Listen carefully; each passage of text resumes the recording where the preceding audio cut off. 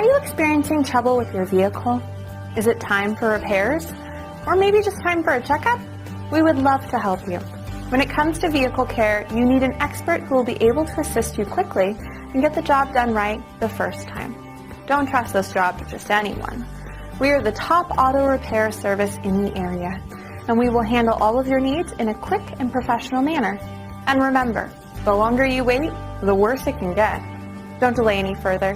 Contact us today. We look forward to hearing from you.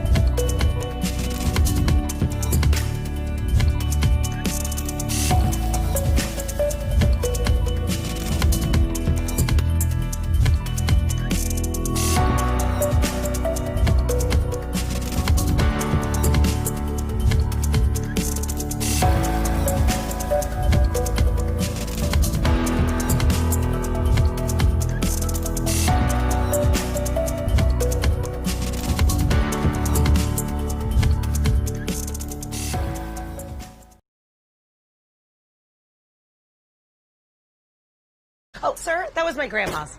Ugh. Don't worry, ma'am. All of your stuff is in okay hands. Just okay? Well, they don't give 2.5 stars to just anybody. Here you go. What's this? It's your piano. Hold this for a sec. We don't have a piano. No. But the neighbors do. Just okay is not okay. Looking for a moving company that's on time, isn't milking the clock, and doesn't charge for shrink wrapping items, disassembling, and reassembling furniture? Would you value a team of hardworking guys that care about your belongings? No, really. Like, if any of your possessions were damaged or lost during the move, they'd cover it that same day. Well, Aaron Movers in Phoenix is serious about quality service, and we feel like we've mastered the art of moving. Since 2001, we've grown our well-known reputation of precaution, speed, courtesy, and planning. We've held every member of our team to a high standard and have never dropped the ball. Now that I think about it, we haven't really dropped much of anything over the last 17 years. We understand that nothing we touch belongs to us, and that we need to handle your belongings better than we'd ever treat our own. Because, in case you didn't know, you're the boss on moving day. Listen. Our team honestly just wants to help you get your items moved from point A to point B as quickly and safely as possible. Our custom-built trailer plays a big role in our ability to do this by reducing trips and lowering costs. We'll even set things up at point B for you. Our 5-star rating proves that hard work pays off. With hundreds of satisfied customers across the great state of Arizona, we want you to experience moving as it should be. Whether you're moving into a new office, transporting items out of the state, or settling into a new place to call home, Aaron Movers wants you to focus on what you'll be doing once you get there. Don't take a risk, and we'll take care of the rest. Click below or call Joe at 602-703-0078 to learn more or to get a free estimate.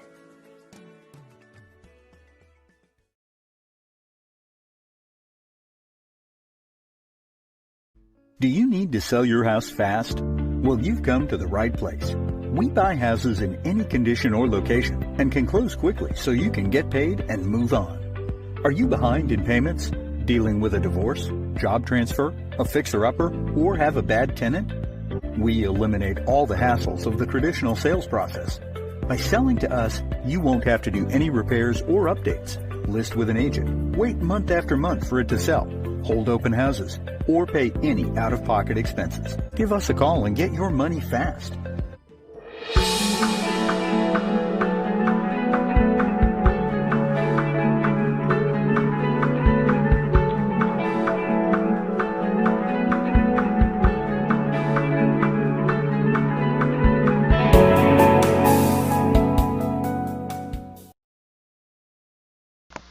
Hello, everybody. Thank you for joining us tonight. What is it, Monday?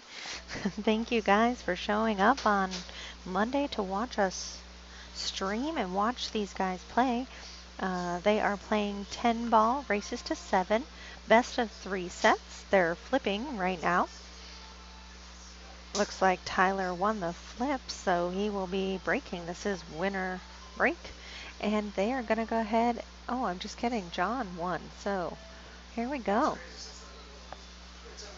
We do have only 4 different 4 Fargo points different. I know how to talk today. I swear I do. I am just sharing and talking at the same time, so sometimes I get a little bit tongue-tied. Please share away so that we can have everybody join us. I will turn down the background a little bit, turn myself up a little bit.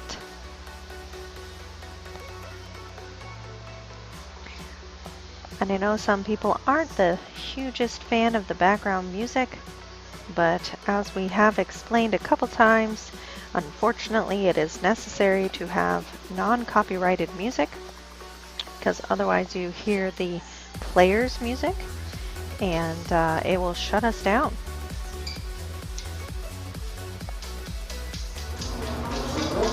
Yep, you're good.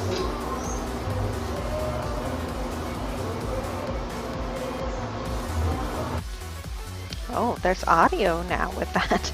Gotta turn that audio off. I do not want you hearing from this side view camera.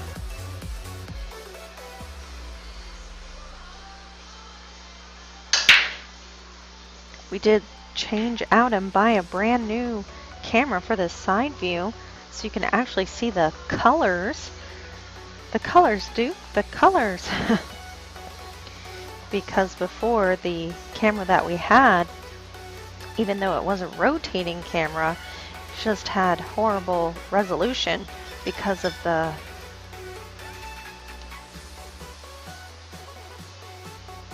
lighting. So we did switch it out.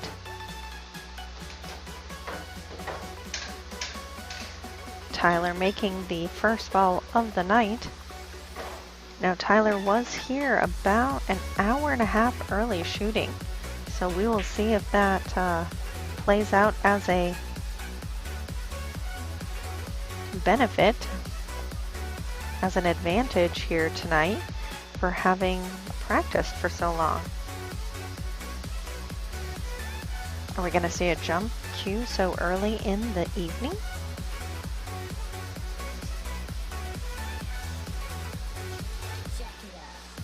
No, he's going for the kick. Yikes with the 8 ball there.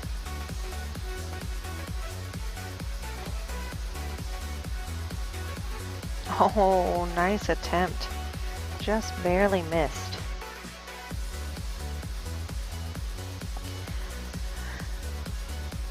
I hope I'm not talking too quietly. Please let me know if I am.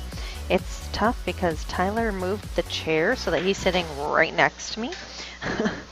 But he said he does not want to be on the stream unless he's shooting. So he didn't want to sit over there in that corner.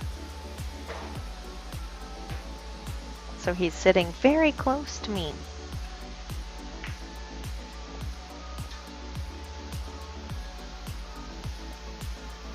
Nice safety there.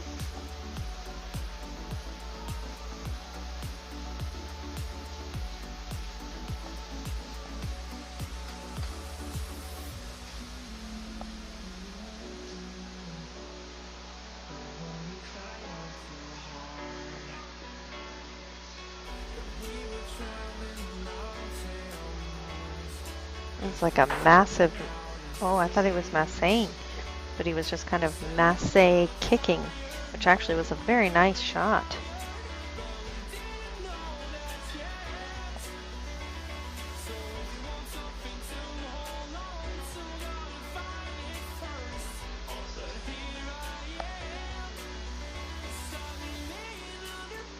calling the 6. Oh, and he almost got it. That was a pretty nice little shot there.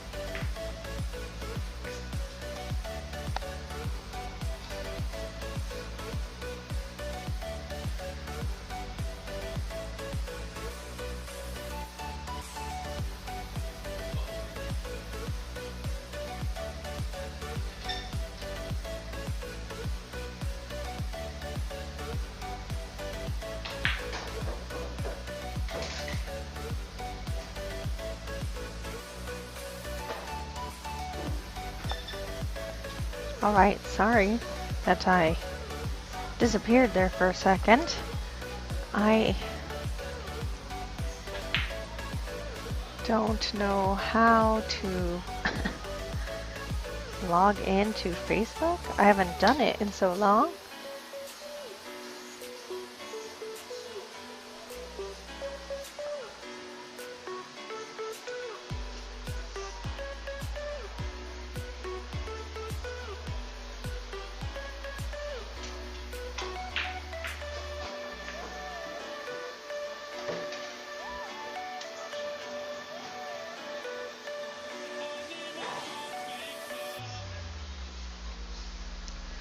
So it is option. I'm sure he will take it and go for the safety.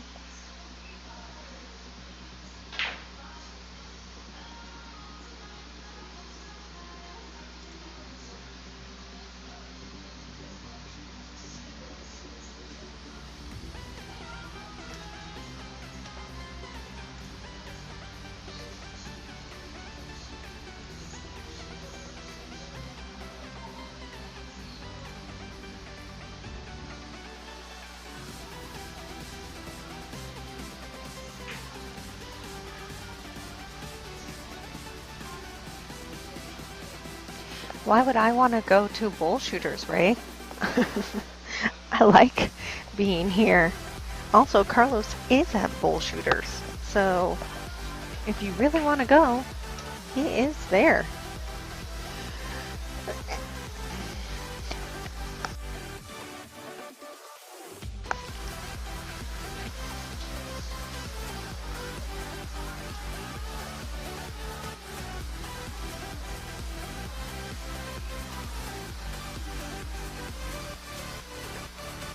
And hello, Corby. How are you?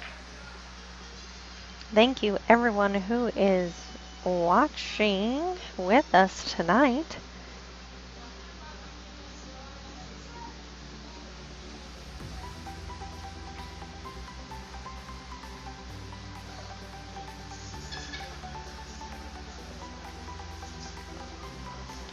If you have not already, please share. That was a great shot by John, but Tyler ended up overcutting it, so that actually worked out.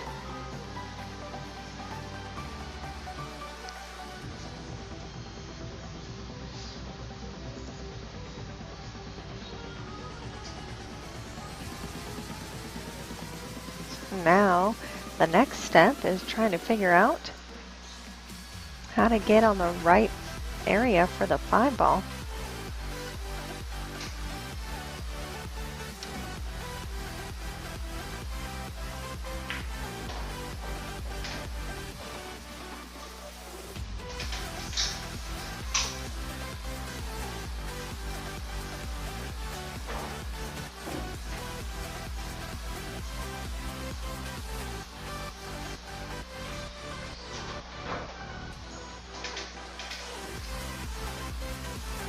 Carlos is there to play in the Open tournament that they have going this evening.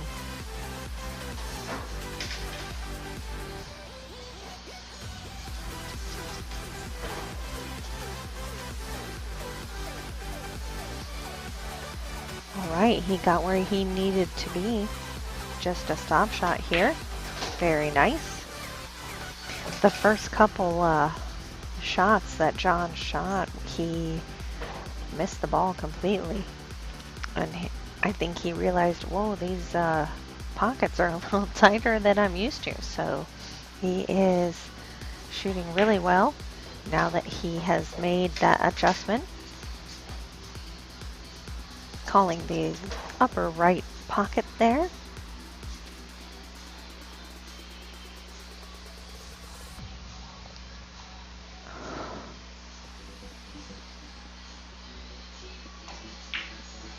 Nice out. So the first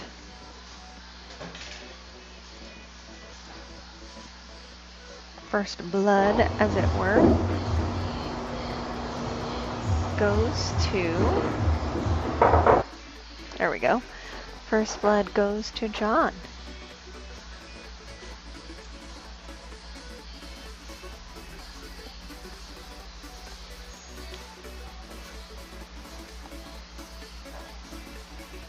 What is everybody up to this evening, since you're joining me here tonight?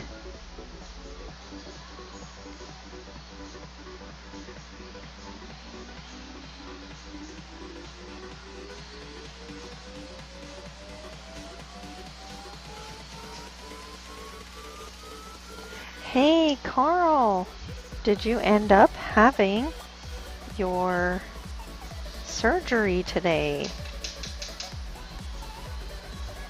You're not dead, so that's always a good sign.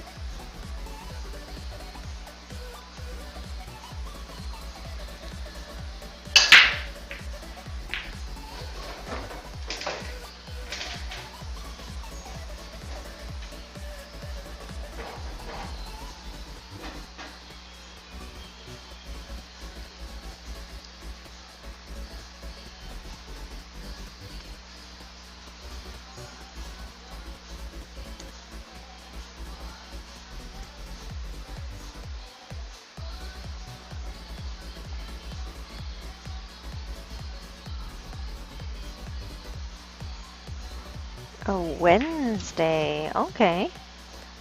Well, thank you for coming and joining us here at K2 Productionz for the evening. I'm glad that of all of your potential things that you could be doing in the hospital, you chose to watch our stream.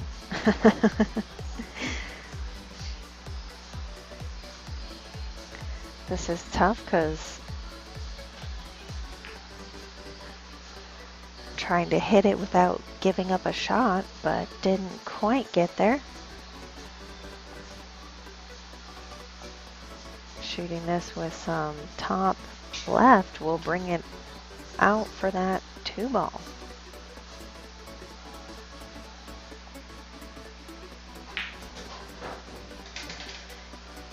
We just started, Crystal, so this is the first set, and John won the first game.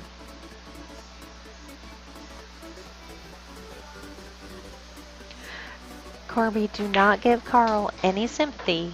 He will start to like it and expect it and want all sorts of stuff from us in the future. So you gotta not treat him special.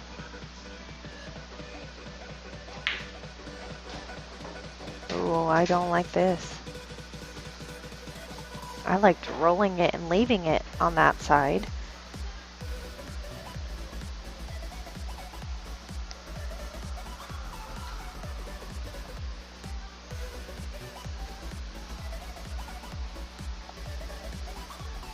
Gonna have to play safe, maybe split the balls here. Oh, using the 10 to duck. Very nice. Very nice choice there by John.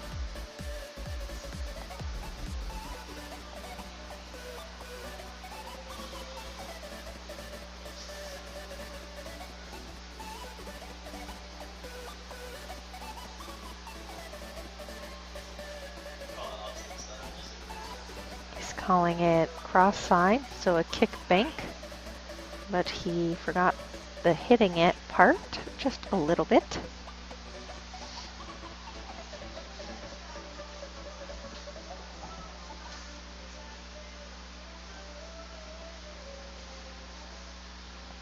It's a little bit tough because Tyler has given him the first or the last couple balls on each of these racks, which obviously are the balls that matter. So he maybe has to change his strategy just a little bit.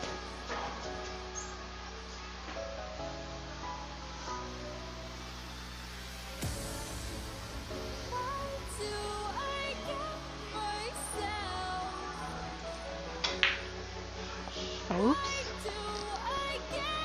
That's a mistake there by John that hopefully Tyler can take advantage of.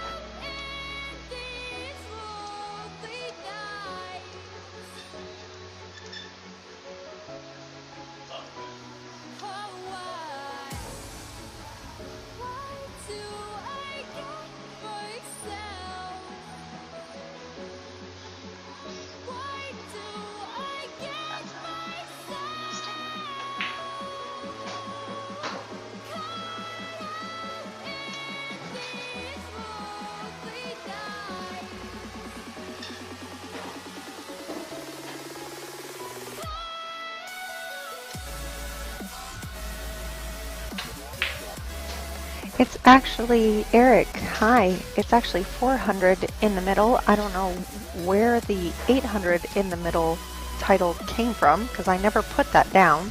It's just Facebook being frustrating. So they are playing for $800 or $400 actually. So each man is putting up 200 of their own cash.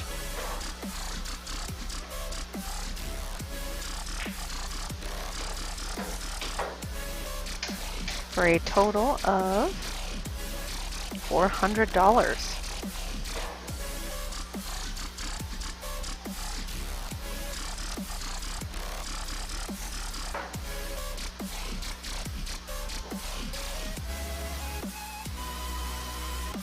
So that's a big win for him because it does put him on the right side of the percentages, and he's breaking.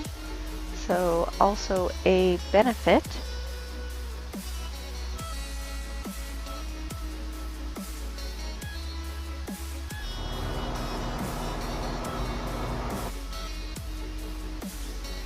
Yeah, I don't know, Eric, where the in the middle thing came from. It's an Arizona thing, I've noticed, because everyone who's not from Arizona asks that question.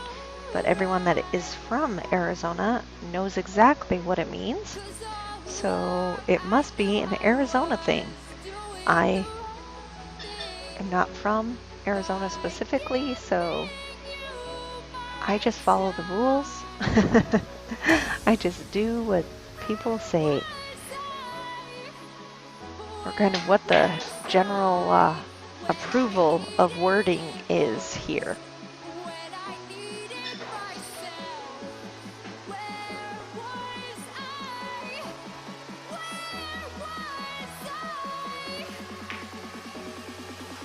Nice speed control there. Wants to leave him a little bit of an angle for himself.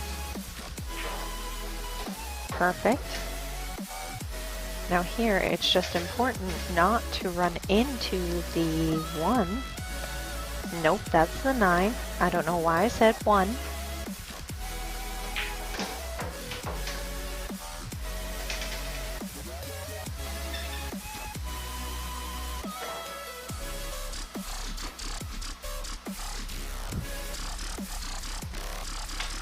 Just slide this across. Very nice. Just make this pocket speed. If you want a little inside, but to leave yourself super straight, that's kind of your preference.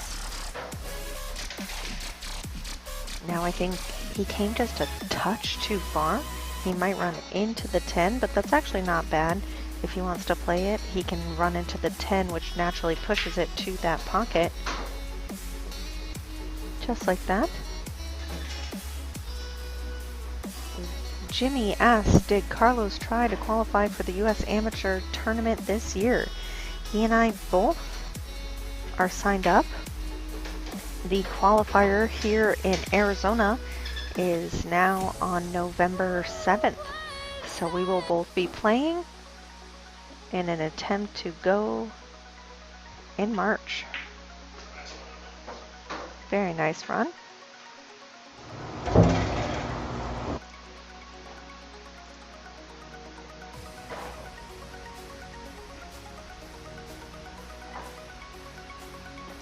Very nice run by Tyler. He found his little groove there. He jumped up 12% as the favorite.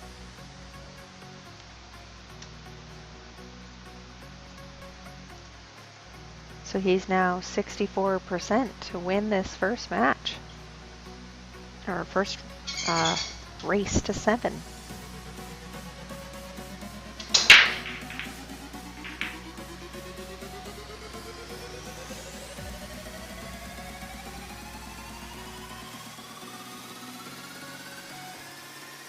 So yes, the U.S. Amateurs qualifiers is November 7th.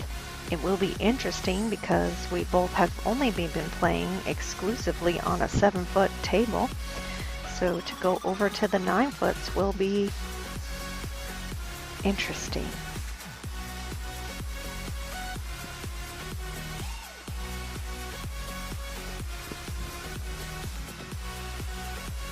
This is a really tough line for the 2. Jeff, thanks for that segue. Asking me, what does Tyler shoot with? I have both of the players fill out a form at the beginning so that I can answer those exact questions for you. So he is actually playing with a Coker Custom shaft, or I'm sorry, Coker Custom butt with a Mez carbon shaft. It's actually not his, he's borrowing it from a friend. Tyler Williams actually played here before one time against Rico, and Rico was playing with the carbon fiber, and Tyler said he felt like it gave him a little bit of an advantage. He saw that he pocketed more balls, so he was interested in trying it out. So since he was interested, his friend is letting him borrow it and see how it plays.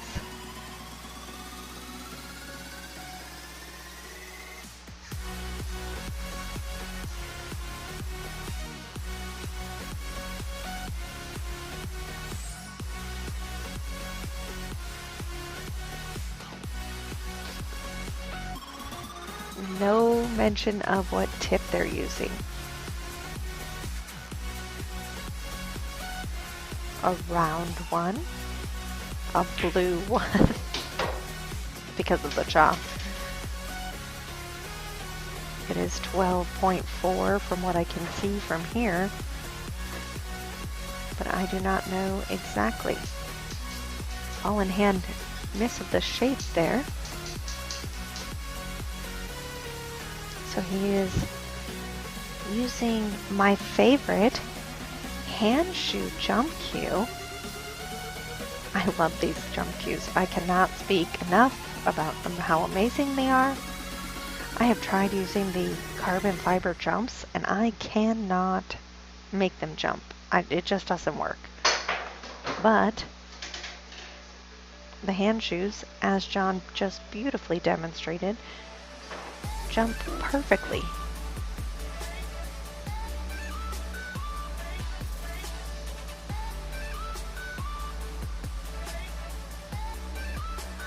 Very nice, Jimmy. Qualified out of Tallahassee. That's tough. Florida is a really tough field.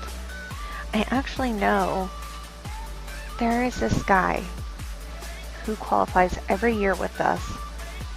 What is his name? That's so bad because we practice with him and everything. He's really tiny. He would probably hate me. He's really tiny. He has red hair. And he's a great player, but he's just super tiny. And redhead. So it makes him very obvious. He actually says that he checks the rosters and sees the lineups that are going to each of the locations, or like who's signed up, and he will actually travel to a different state to qualify against the weakest board, I guess is the way to say it. Yeah, Jacob.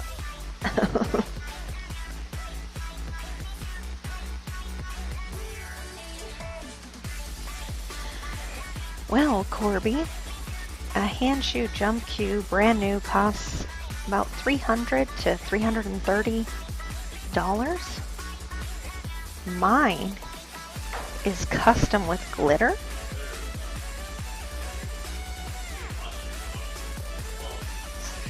Yeah, I'm on the wrong angle.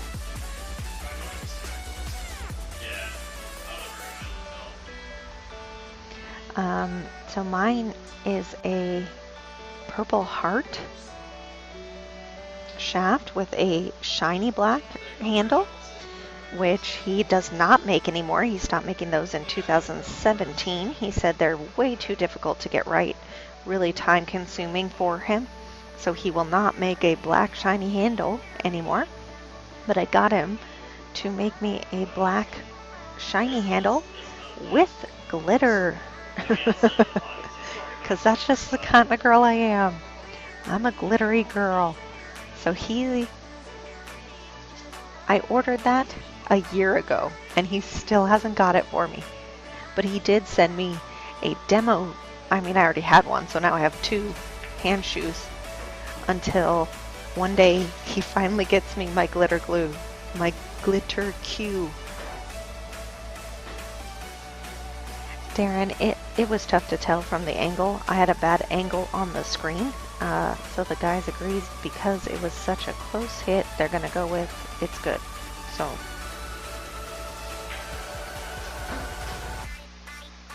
nice shot there to shoot the 6 all the way down with a stop shot. Now speaking of cues, John plays with a Lucasi and a Mark Nelson, and then obviously the hand shoe jump cue.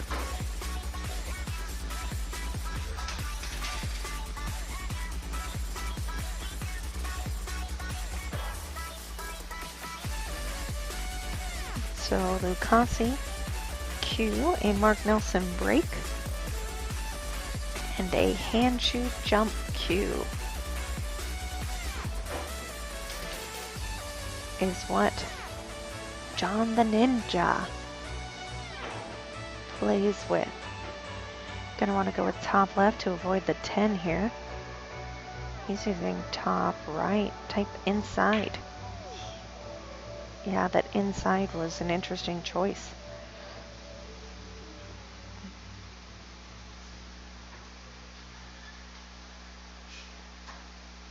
He's mad because he did not want to give him a 3-ball out. Hello, Peter Gresh. Peter Gresh, I have a match for you, sir. If you would so be inclined, if you can play this Monday.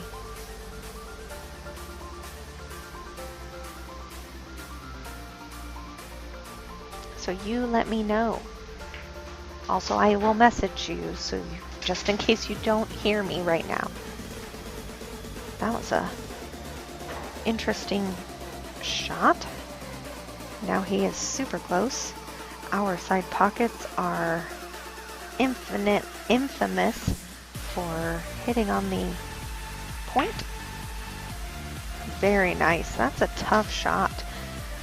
I have a very tough time shooting those balls when they're really close like that. It's really hard for me to see the amount of ball I need to hit with the cue ball, because I do use the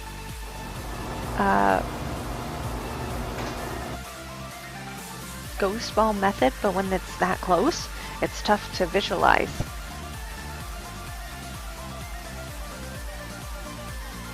So Tyler, with that win, again goes up in percentage quite significantly. Another 12%, so he's now 76% favorite to win this first race to 7.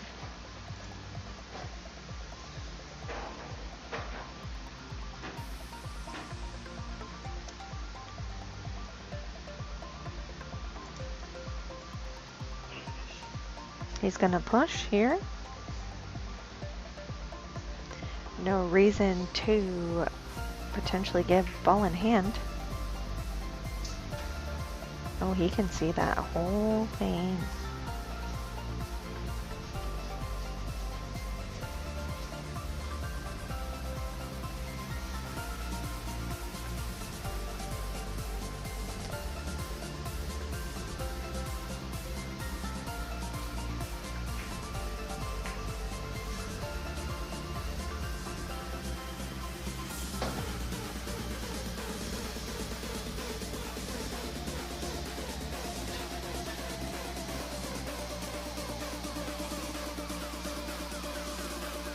Is going for the make. He did call the pocket.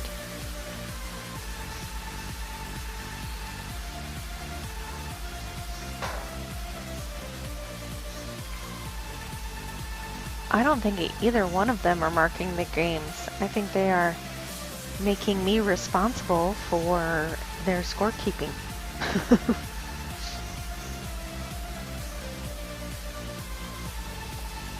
Because right now, according to the, what are those things called? Quarters. Oh my goodness. According to the quarters, the game is like 6-5, which is not accurate. So, for either of the players.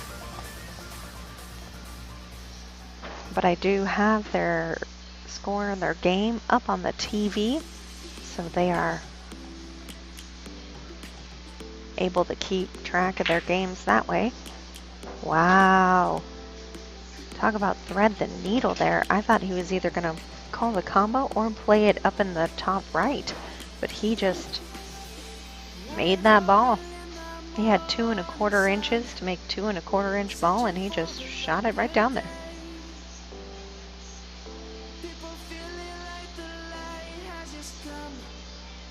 Oh, did John move his quarter? Good for him. That's the right way to be. I agree with you, Sophia.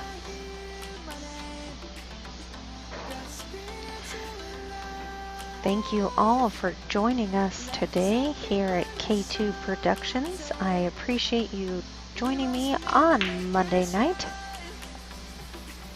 If you have not already, please like and follow K2 Productionz so you get our live notifications, and share tonight's stream. We are very close, guys, to getting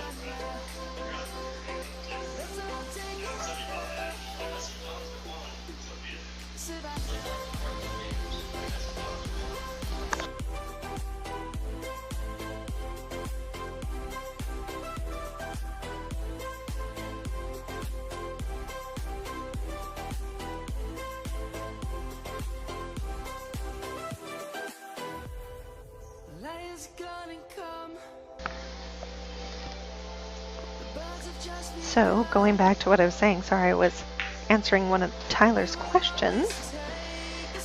We are very close to 3,000 followers.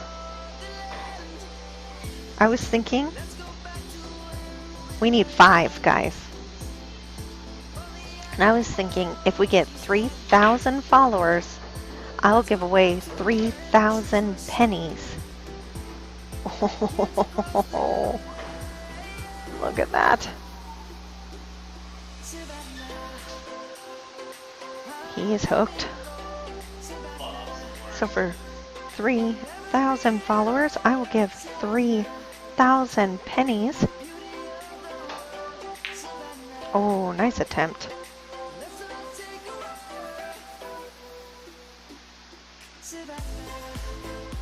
So if you guys have not already, please go follow our page. If we hit 3,000 followers tonight, I will do a trivia question and give away 3,000 pennies. But you do have to have either Zelle or PayPal. I'm not sending checks.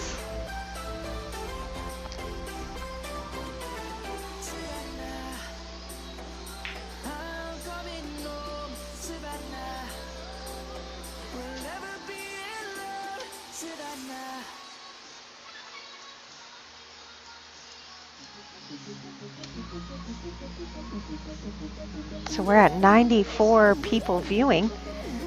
There's no way that all 94 of you are followers of our page. So please go and like and follow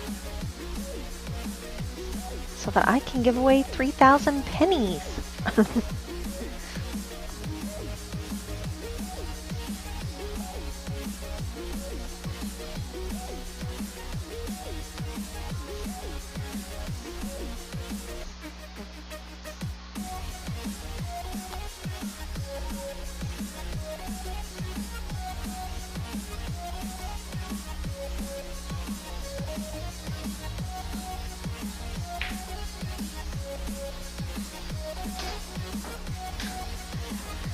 Well, Jeffrey, this is a diamond table with only 3 7/8 inch pockets. So these are not easy shots. Even the easiest of shots can easily rattle.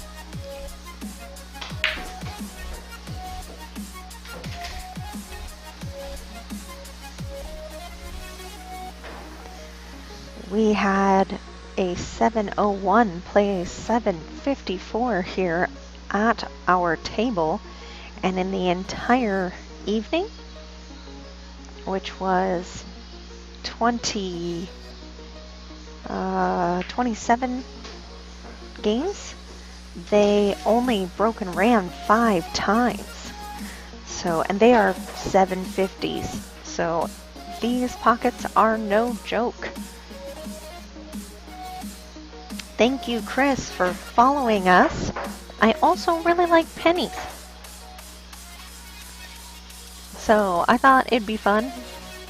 When we hit all 50 states, we did give away $50. Hitting 3,000 followers, I'm not paying $3,000. That's crazy. But 3,000 pennies, now that I can do.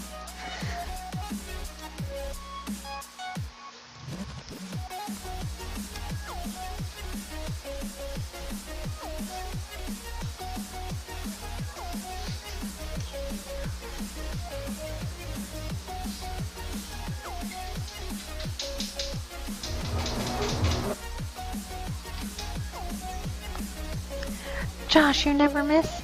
That's crazy. I also never miss. from here. And I always have amazing ideas for safeties. Whether they're physically possible or not, that's not the question.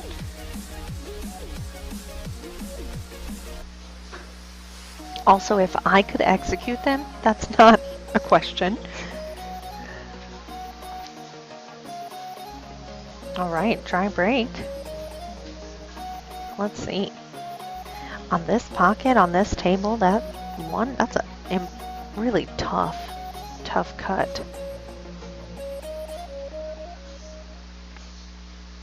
Is playing, Gary asks, what kind of tables is Carlos playing on tonight in the open tournament that he's playing? He is, and see right there, that's the exact thing I'm talking about. Cutting on this table into those pockets. Yikes. So to answer your question, Gary, Carlos is playing on regular pockets, but it is a 9-foot table, which we do not ever practice on. That's somebody was asking earlier if we were going to be playing in the U.S. Amateurs this year, and we do try. We are trying. We have signed up.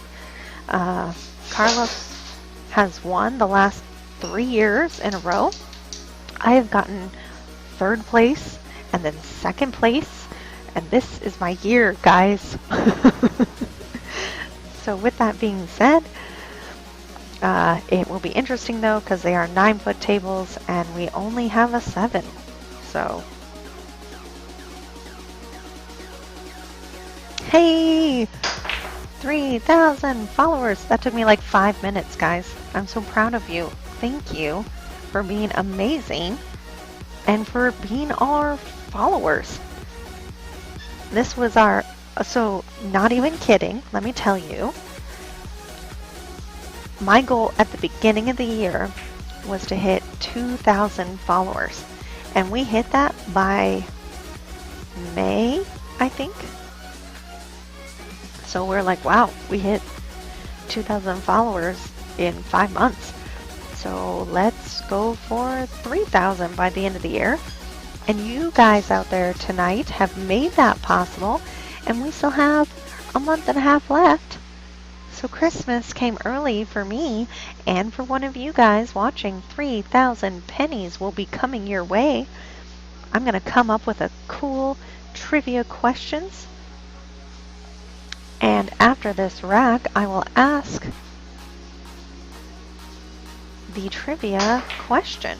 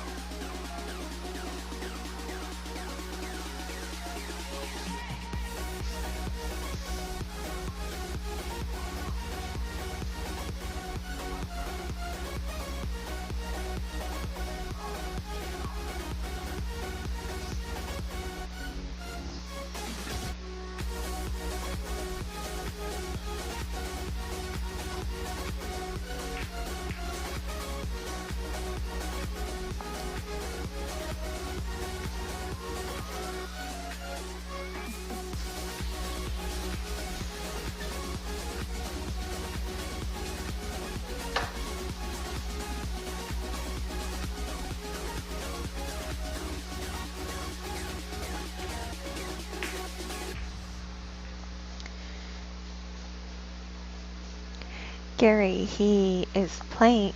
Corby, I was reading. I was reading about the trivia I'm going to ask. But Gary, the tables are Brunswick's, diamonds, gold crowns. They're a mix. Where he's playing has all sorts of different tables. So I'm not sure exactly which ones he is playing on. These guys are making it for a long rack, so I have plenty of time to pick a really cool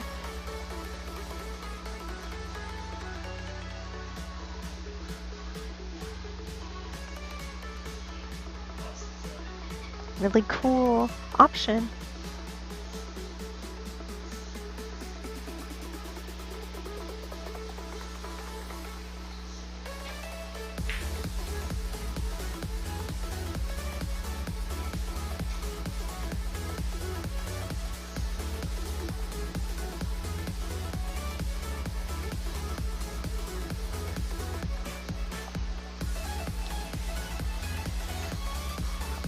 You can do whatever you want, Richie.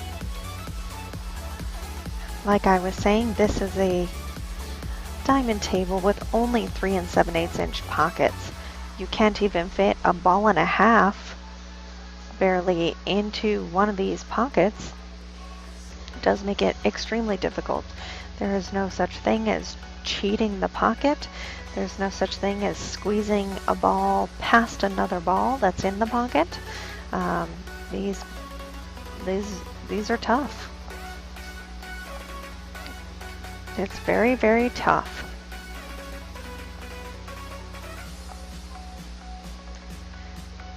So I will be asking a trivia question at the end of this rack for 3,000 pennies that must be payable via PayPal or Zelle.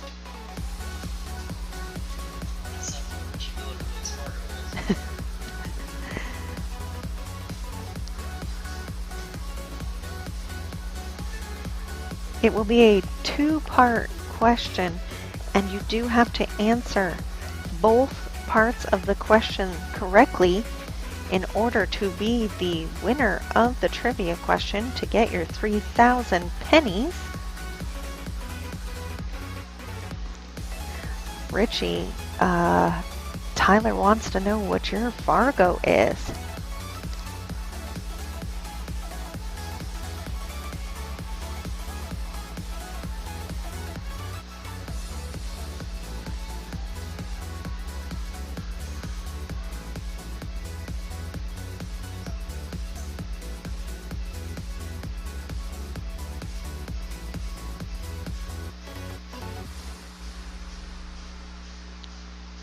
Oh, they're using my fancy over a ball bridge. It's a tough bridge to play with if you don't know how to use it. Oh well.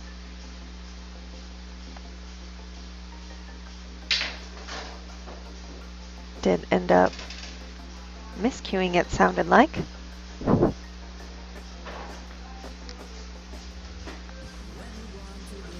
Which is really tough. Now I think he has to go rail first.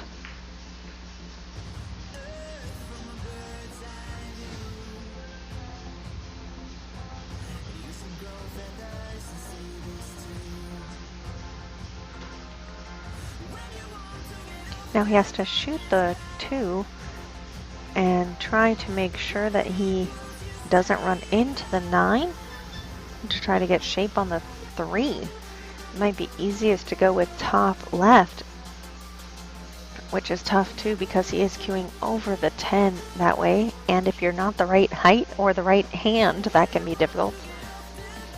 As you can see, his very awkward stance here.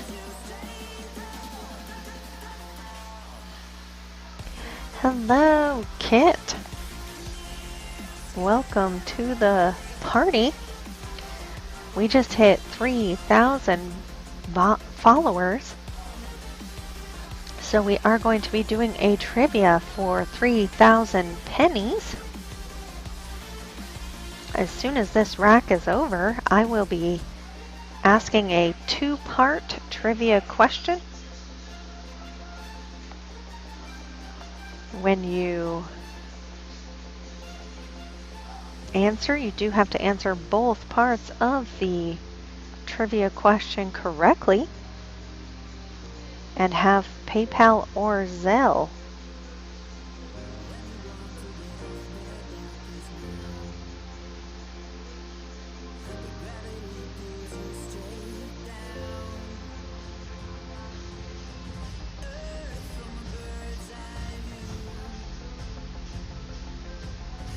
No, they are playing no 3 foul, so when you're not playing a 3 foul, to me, your safeties should always be productive. They need to be helping you as well as hindering your opponent. So here he chose to play safe. He tucked the 2 right behind the 3, but that's not helpful really for him because it's not moving the balls, it's not getting us anywhere.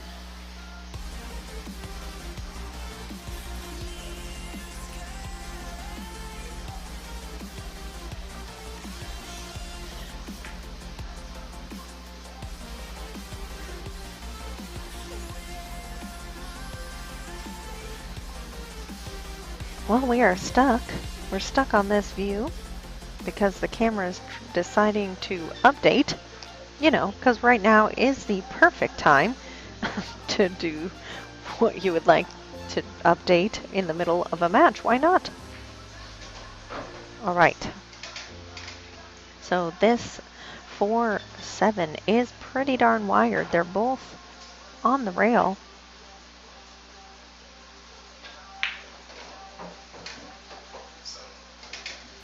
So it should be a pretty straightforward combo as long as you do not use English. The English will throw it off. Good speed.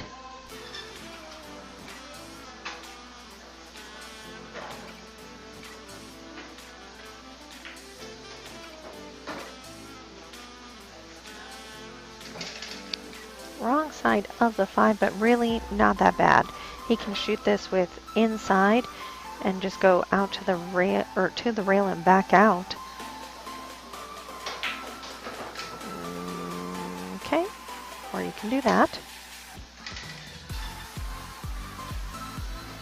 I thought he was going to scratch though, so that would have been horrible.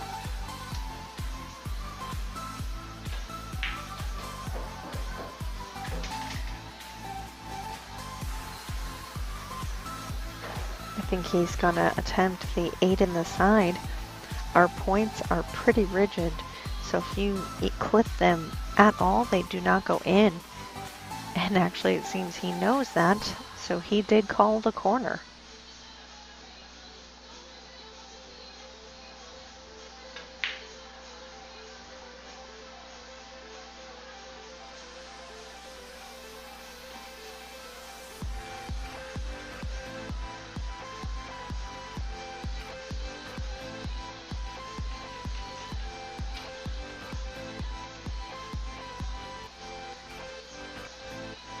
He's forced to go with top, so you've got to use English to avoid the scratch because the scratch is there. And he knows it because he's uncomfortable with the queuing. He is trying to jack up, which is always making you less accurate. I did hear Mitch Ellerman, who's a 754, say something to the effect for every 10% or every 5% you jack up, you are 5% less accurate. So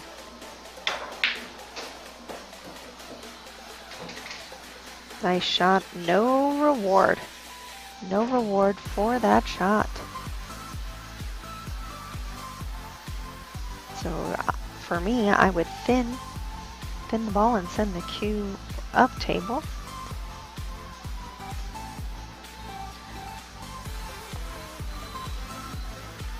But he is hitting it way too full for that option.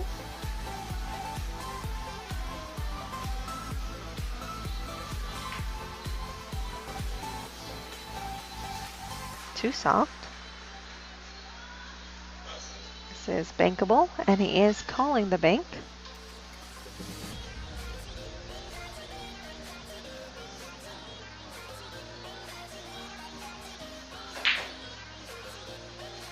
Oh, too short.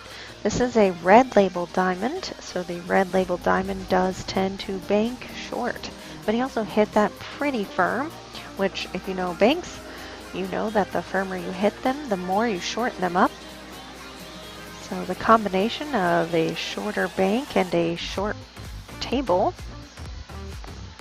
he missed that ball.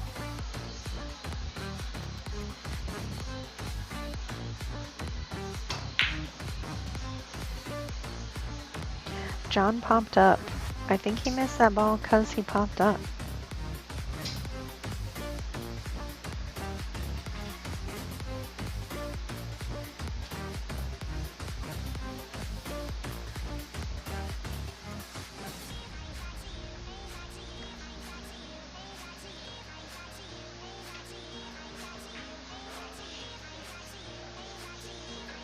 Now I think Tyler missed it because he didn't go and look at the angle. He just got up and shot it.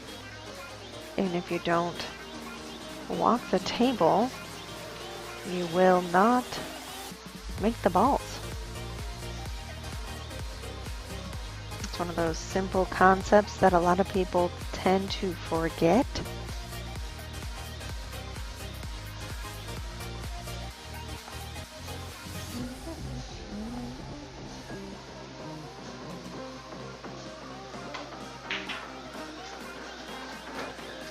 Oh, scratch with a 2-ball out.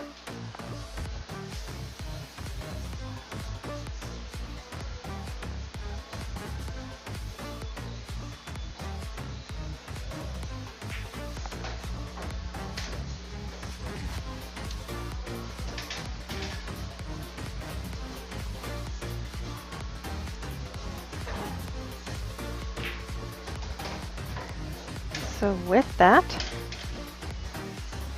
Tyler is the 79% favorite to win, being up 4-2 in a race to 7.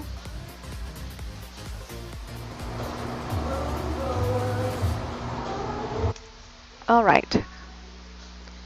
Is everybody pumped? Is everybody prepared to answer my 2-part trivia question for 3,000 pennies? I feel like you guys aren't pumped. I'm not feeling the pumpness. So we are going to talk about billiards Guinness World Records. Okay? So I'm going to ask you about 2 world records. I need you to tell me the times that these world records took. Okay? So for one, what is the world record in time for the fastest time to clear a pool table? So fastest run out of all time. Number 2, what is the longest billiards match of all time? So 1, world record for fastest time to clear a pool table. And number 2, longest billiards match of all time. So 2-part question. I need both parts of the question answered for 3,000 pennies, which by the way is $30 if you don't know the math there. So this is a $30 trivia.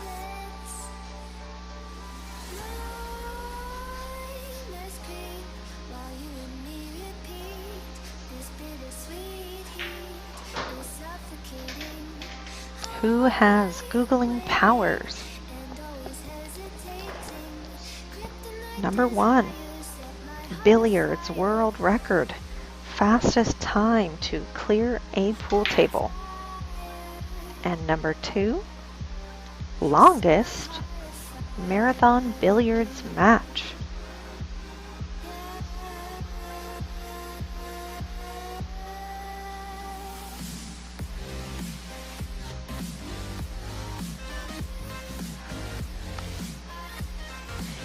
You guys are so far off with the shortest. The longest, you guys are close. but the shortest is way longer than you guys are saying.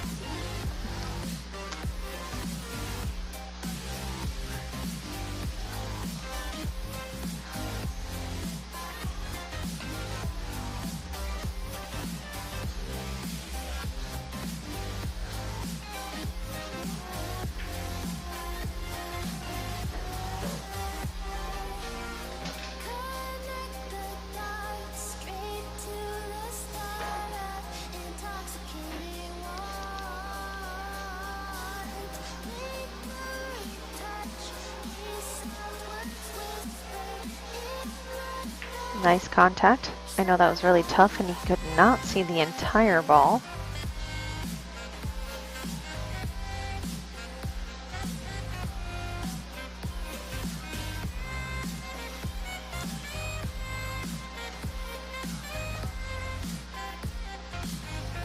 I'm surprised that none of the 75 people watching want to know or want to earn $30 off of a 30-second Google. Come on, guys. So for $30, what is the fastest time Guinness World Records to clear a pool table? At number 2, what is the longest marathon billiards match?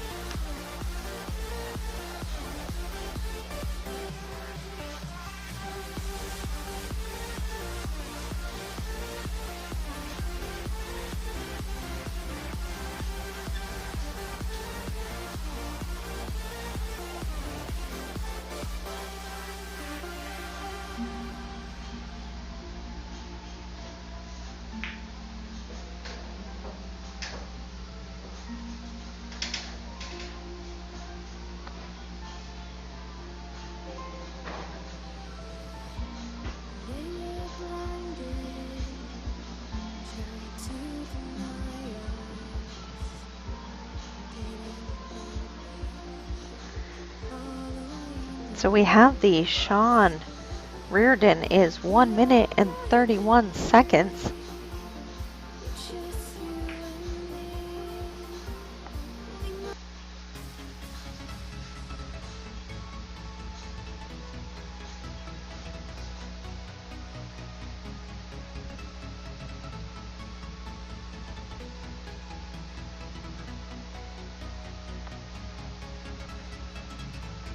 And then Ricky Cunningham played pool at Shooter's Bar for 72 hours, setting the new world record for the longest marathon billiards match.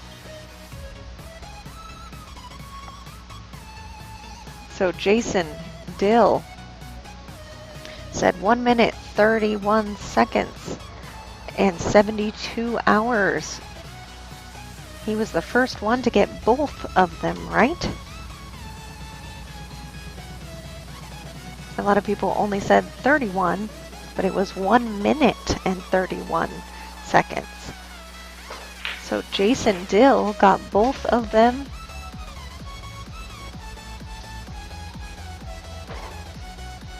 Correct.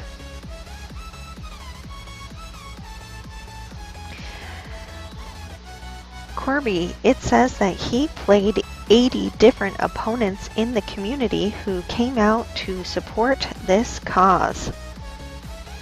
He played continuously with at least 2 witnesses at all time. and it was as a fundraiser for his deceased friend's family. He raised only $2,238.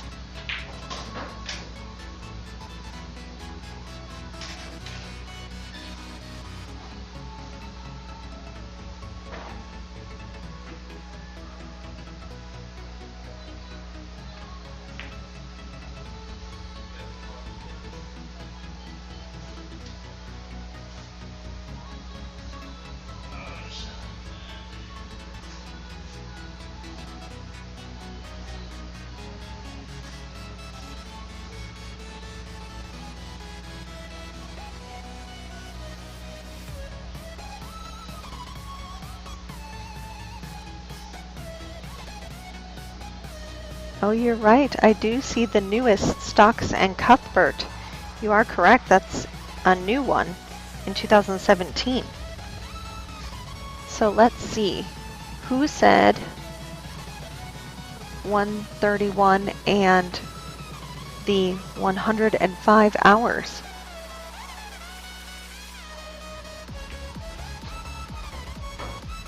Ah, Kimberly Sheehay actually said it correctly. So Kimberly Sheehay said the 1 minute and 1 minute and 31 seconds and the 105 hours. So Kimberly Sheehay.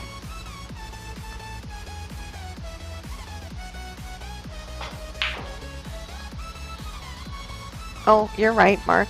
You were ahead of that. I'm sorry. I don't know how to read in order. Mark Maidment. Mark Maidment.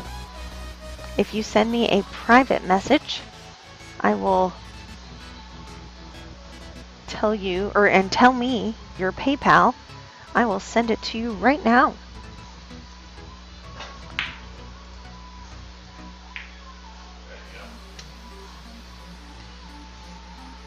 You are right, Mark. You did say it just before her. So please, if you send me a message with either your PayPal or your Zelle information, I will send you 3,000 pennies.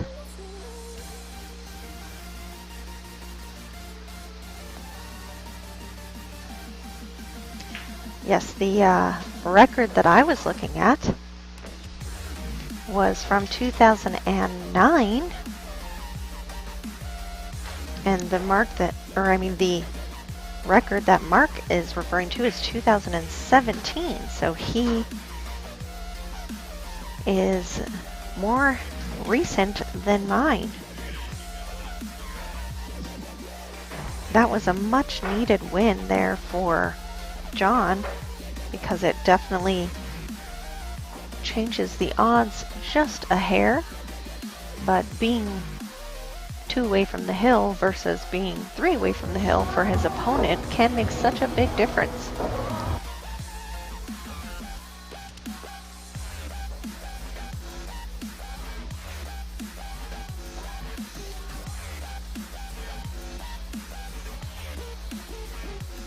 Bought himself 12%. Now Tyler did go to the restroom, but said go ahead and... Well, Mark, that was one of the requirements, unfortunately. You either have to have PayPal, Zelle, or Facebook Pay, because I do not send checks.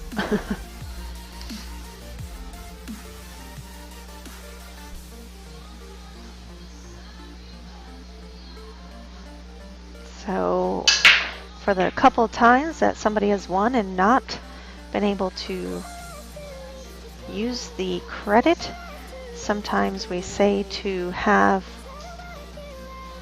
a friend or something to the effect of that collect the money for you.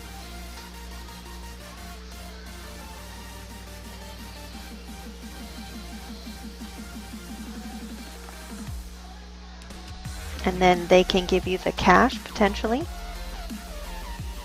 but there's no way for me to send cash and or a check, so it has to be via electronic cash.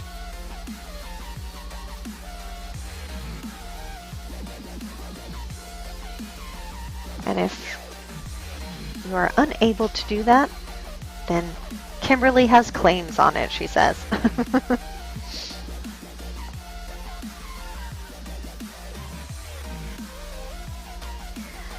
He cannot see the edge of the one, so he is massaging.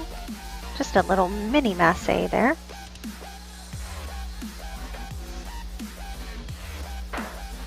Oh, he over massaged, but he did make a good hit.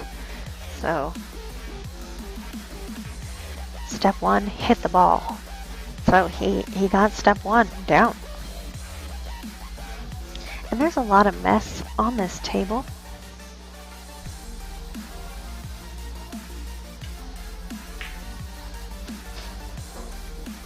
So he still has a lot of work to do.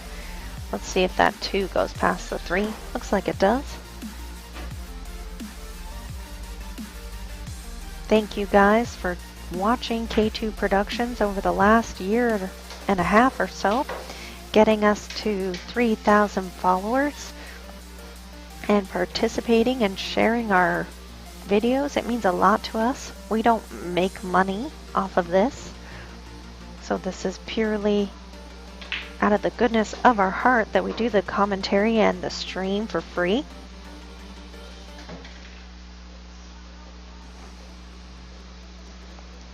We do make a little bit of money from the players. We do charge table time, which basically just covers cleaning of the equipment, keeping everything in tip-top shape, buying new cameras, buying new microphones, etc.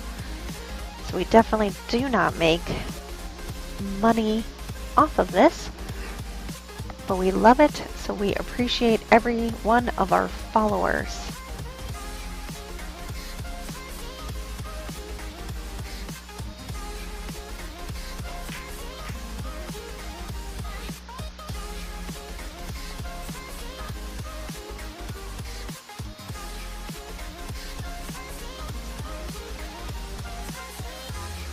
So I am writing here, if you do have PayPal, we do take donations at K2Productionz with a Z at gmail.com.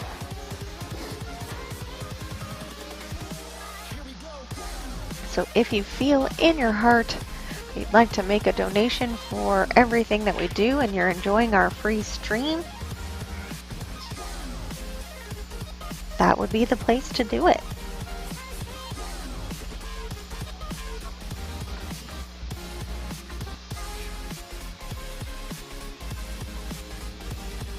Alright, problem clusters seem to be off the table, so at this point if he can just do a stop shot here on the 5, or roll it, that's fine, because he rolled it with such good speed.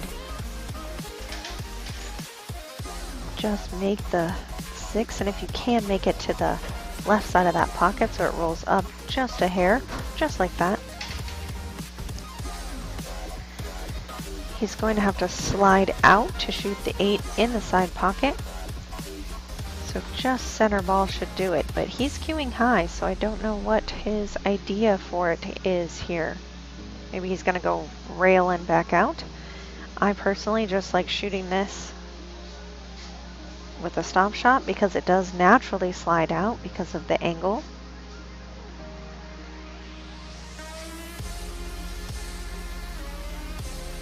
Alright, thank you, Mark. Sorry about that. If you were local, if you were a Phoenix local, I could also give you the cash if I were to see you. But if you are out of town, out of state, unfortunately, I do not have a way to get it to you.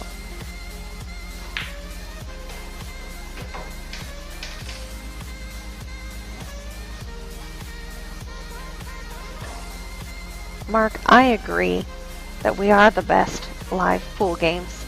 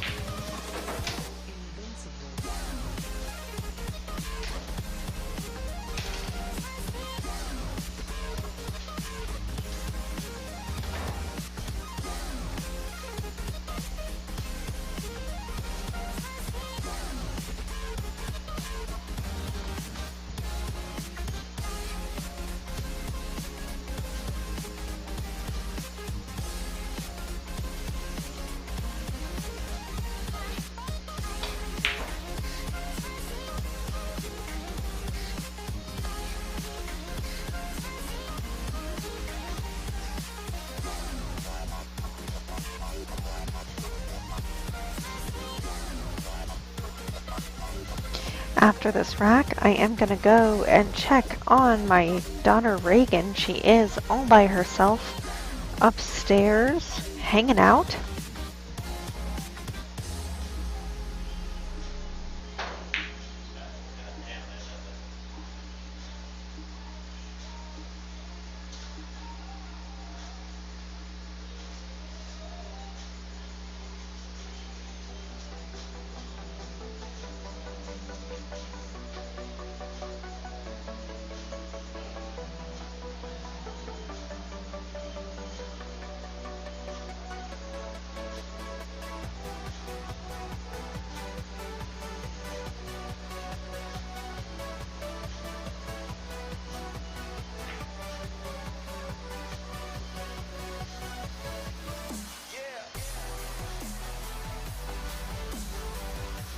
Oh, you cannot see anything there.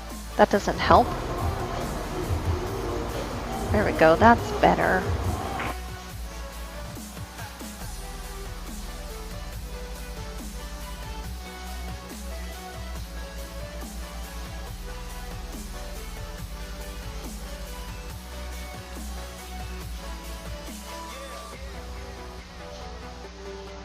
I like this bank. It naturally holds for the 8, or yep, for the 10. Bank. No, bank, bank.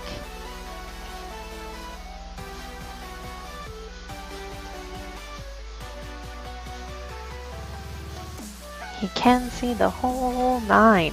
Just a matter of if he can cut it.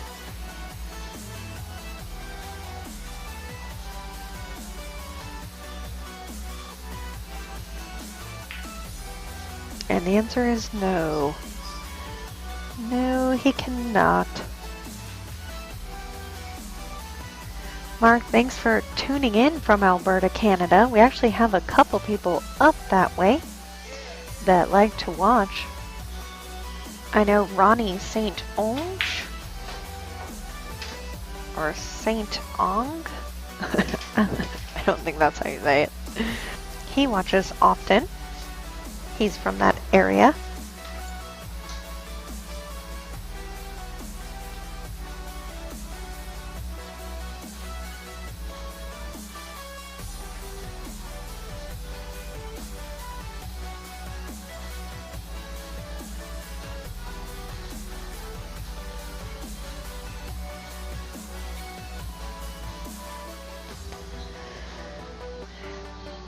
Well, they do say, Gary, that safeties win championships.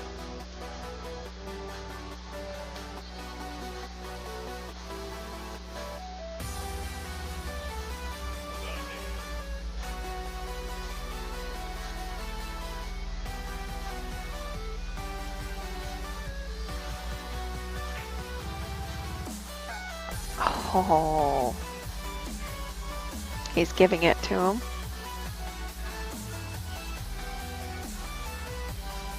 That's a huge change right there. This is now a race to 3.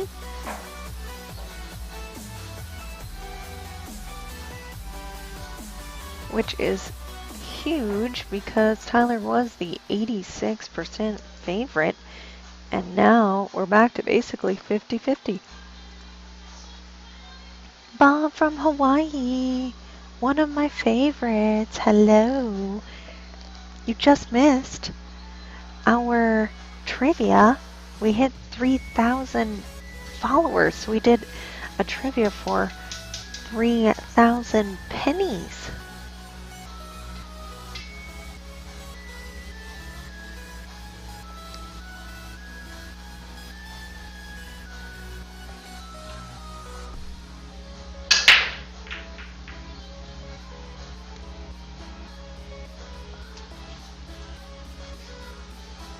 Alright guys, just for a couple minutes, I will be checking on a kiddo, and I will be right back.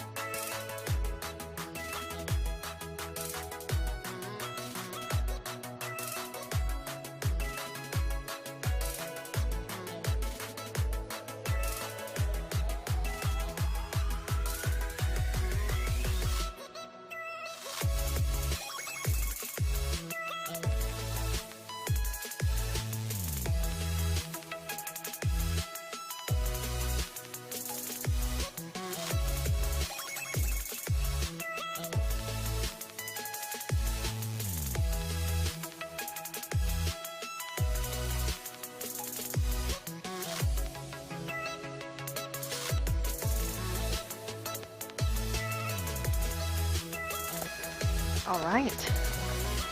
That was good timing on my part.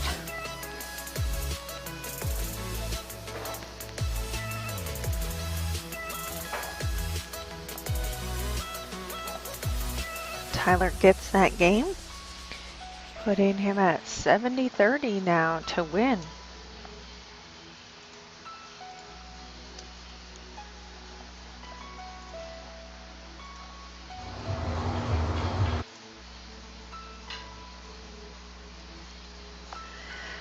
John, the table is 7-footer with 3 7/8 inch pockets.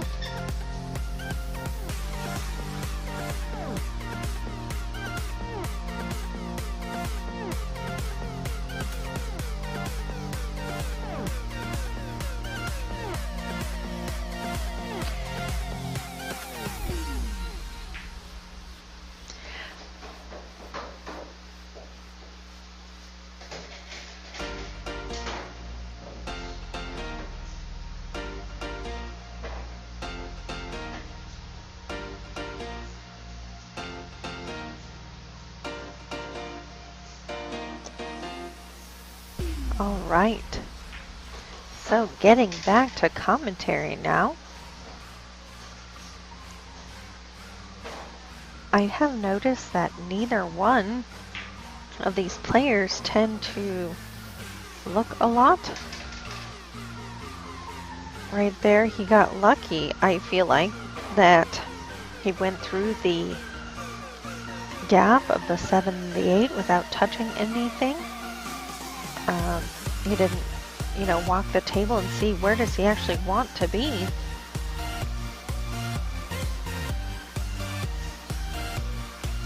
So now he's forced to do something with his 4. It does not bank past the 8. So now he played safe.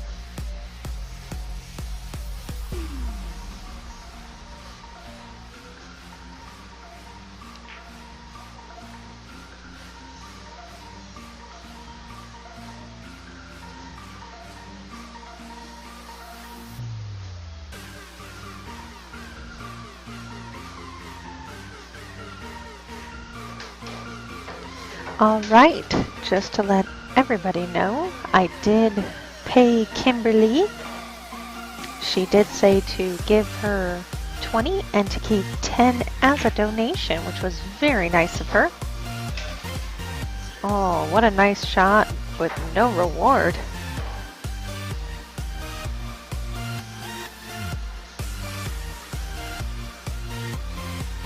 So I did Zelle her the $20.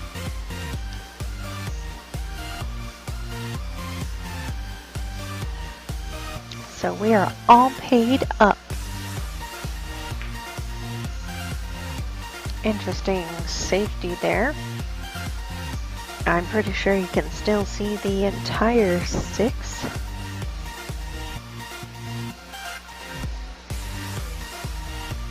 Pretty solid for a combo, but my name is Combo Kaylin, so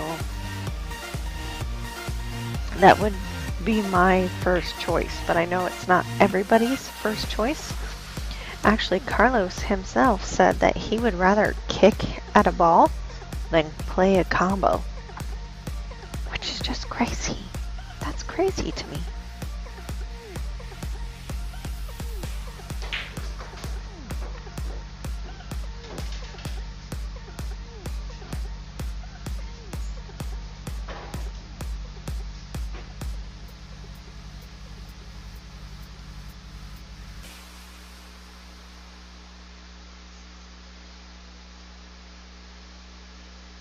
I'd actually roll up on this a little bit. Oh, he ended up okay. Natural slide up. Just don't leave yourself on the rail. You do want to give yourself a little bit of an angle on the 9.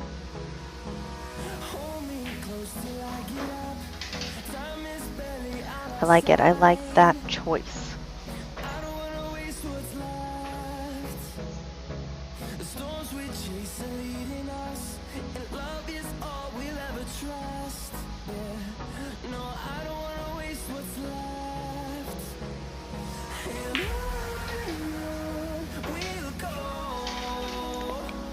Ay. Ay, ay, ay.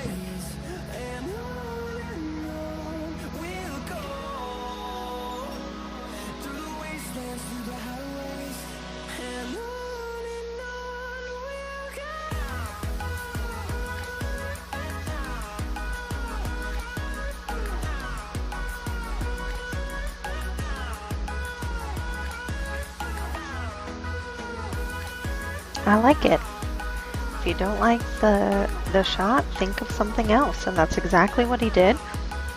And it's not an easy shot. It is a cuttable shot. I know he wanted to hit it just slightly softer so that the cue ball wouldn't slide out like that, but very nice shot.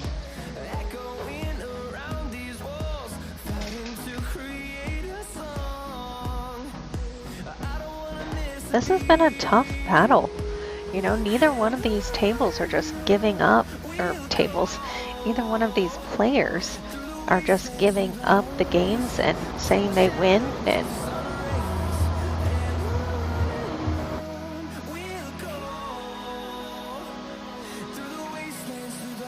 so that's really fun for me personally to watch, because I think it's more fun to watch a close battle than a sweep.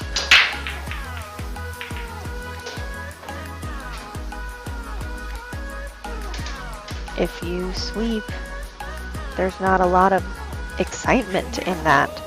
But when it is a close head-to-head battle, it's very exciting. You know, you never know who's going to win, and that makes it more exciting to watch and to commentate. I know he was worried about hitting the 10 there. Can he see the 1? Not really. He is trying to masse. I would just kick. Oh, I would have just kicked it into the same pocket he just scratched in.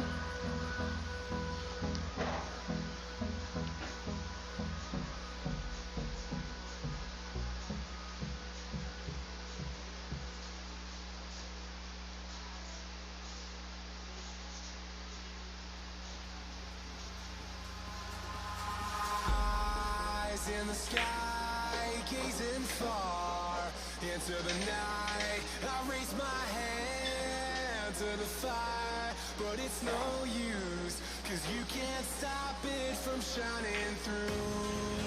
It's true, baby, let the light 1 run, 1 ball run. That's happened a couple times tonight.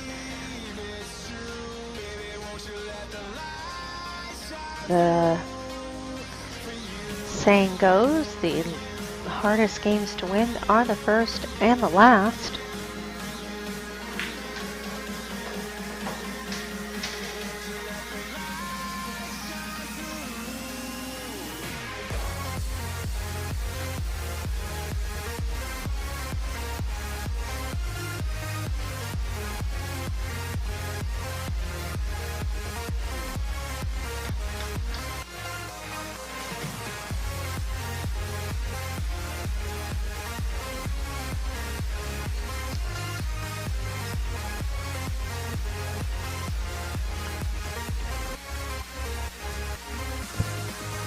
I'll jump here. I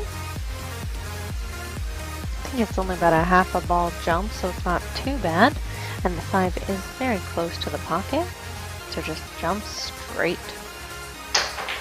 Very nice. That hand shoe. It's my favorite jump cue for a reason.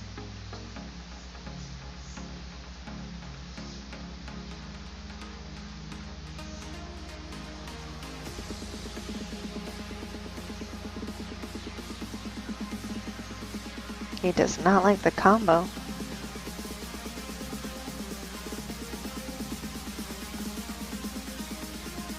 I like actually pushing and just sticking.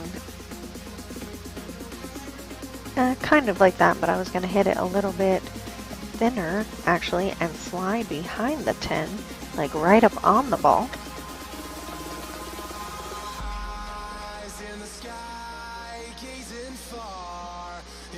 Tyler also now trying the mini masse.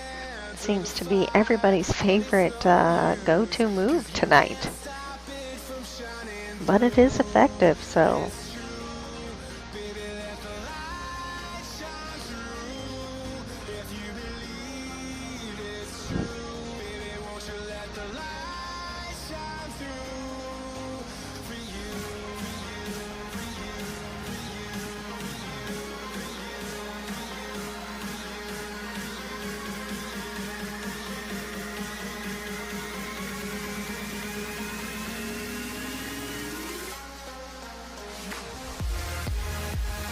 All right.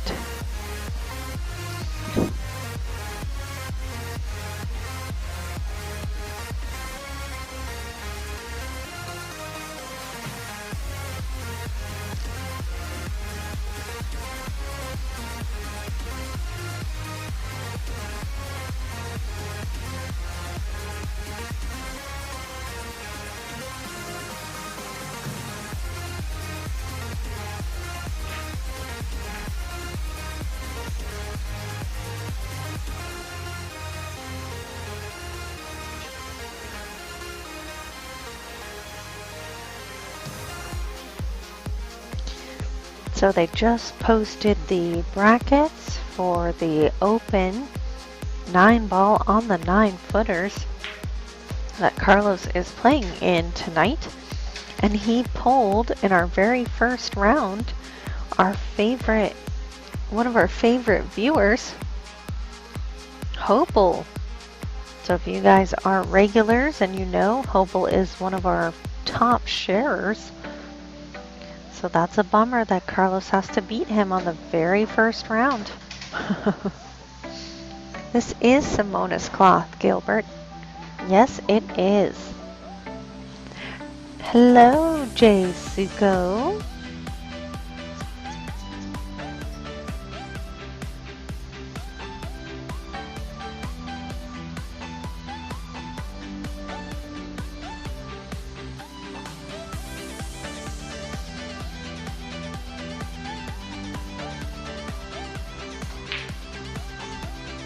Oh, all right, here is Tyler's opportunity.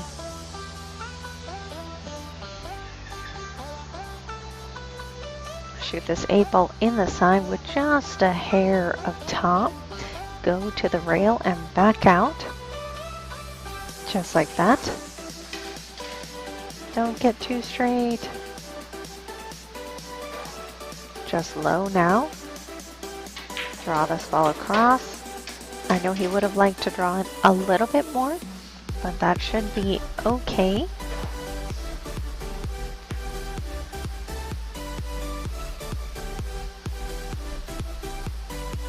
He's shooting at the top. I don't like that. Oh. Well, that's one way. Trick shots. All right.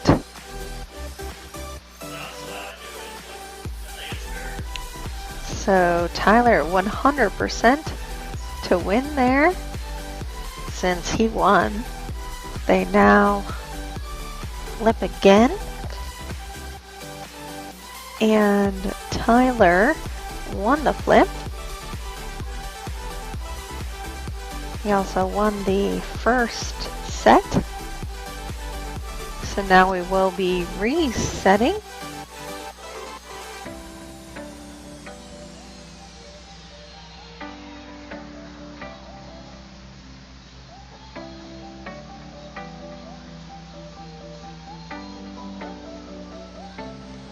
So a 541 playing a 537. A 541 playing a 537 in a race to 7 according to the odds is 52-48. Can't get much more even than that.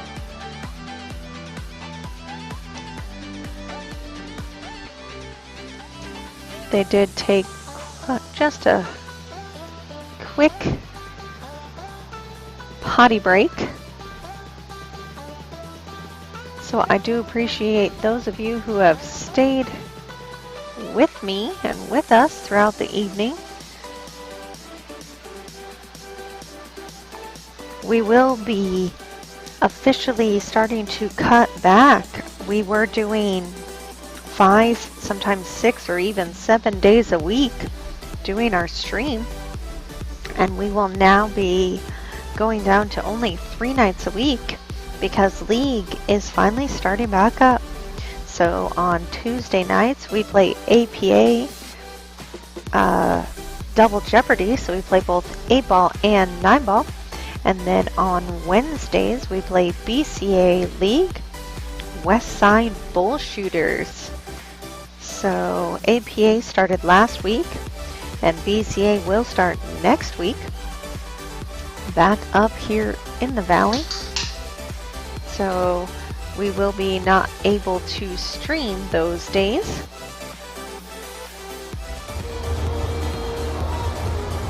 So we will only be streaming now Monday,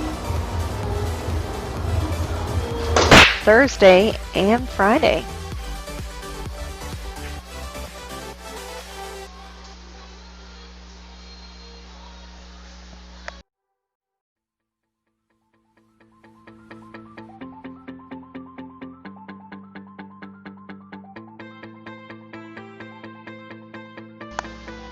All right, so dry break. I'm surprised nobody that was watching said anything about the way that Tyler won that last set with the cut in the 10 using top, which I said I don't like because you scratch. He ended up bobbling the 10 ball and ended up making it because the cue ball was going to scratch.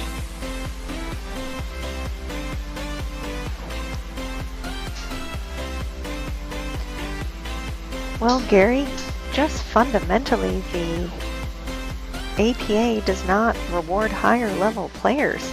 You want new players, level 2, level 3 type players. When you start to get to myself and Carlos's level, they actually punish you for being that good and do not either allow you to play together, so we can't play Scotch doubles together in the APA anymore, and we really can't be on a team together anymore because you cannot have a 9 and a 7 play together in 9-ball, and it's really tough to make 7s work on an 8-ball team. So it is a bit of a bummer, but in BCA you can play anybody you want. They just alter the candy cap.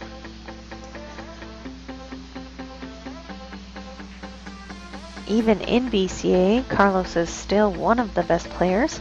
He is top 40 ranked in all of Arizona by Fargo.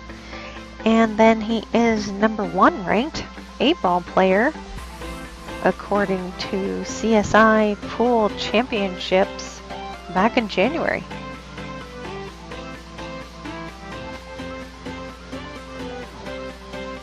somebody was asking earlier, I don't know if you were on at the time, Gary, about U.S. amateurs. That is an APA event, but it is not rated. So it doesn't matter if you're a 4, a 6, a 7, a 9, you all go to the same amount of games. So most players that play in it are 7-9s.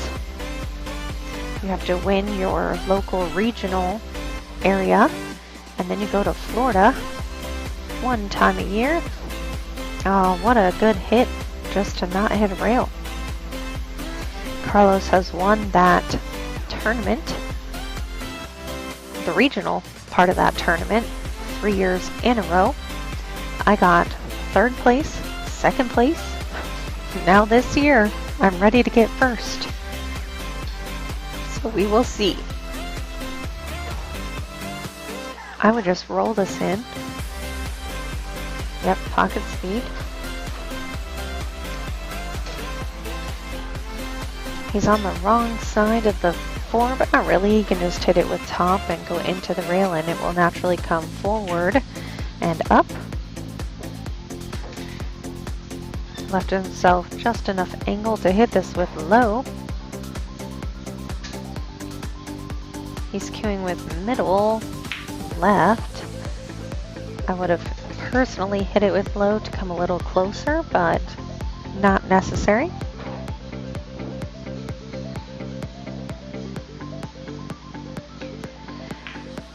Oh, no, Michael. I am not a 9. When I made the comments about 7-9s, I meant in the male division. The majority of the women who play are 6s and 7s, and that is what I am. 6s and 7s.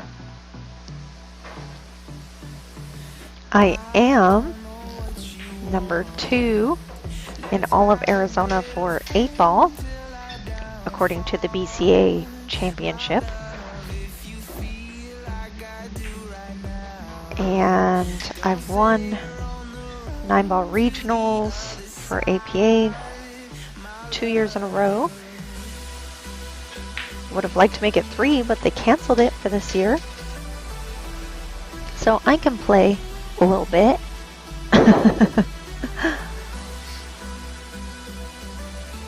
But it's actually really cool because I started as just a little baby 3-3, not knowing how to play or what to do or how to hold a cue. And I joined the APA, and I think for that, the APA is a wonderful league. I learned how to hold a cue and how to hit a ball and all of those things. And once I started to learn those things and get better, I went from a 3-3 to a 6-6 in about 18 months. And once I hit that level is when I joined the BCA. And now I'm the worst player in the BCA. But one of the best female players in Arizona for the APA. So it just is funny how that goes. I think it kind of goes APA, then TAP, then BCA, then Open events. If you're trying to rank leagues, if you were.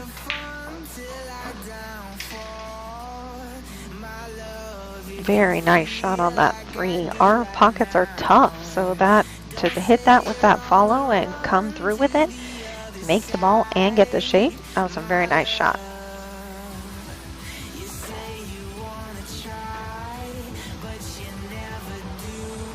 So I think for as much as people say negative things about any given league, I think for each level of player there is a league that is appropriate for them.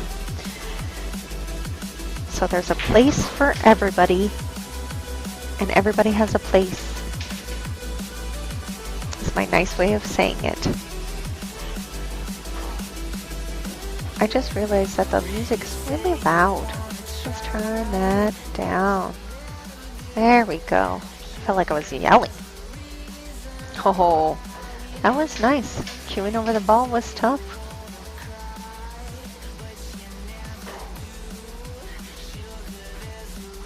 Oh yeah, Scott is a good friend of ours. He's very nice.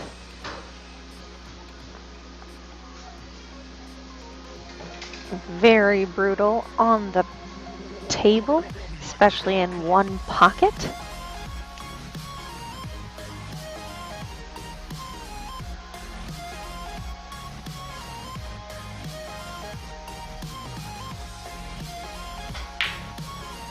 No. The thing I will say, and this is not John specific, this is anybody who comes and shoots at K2.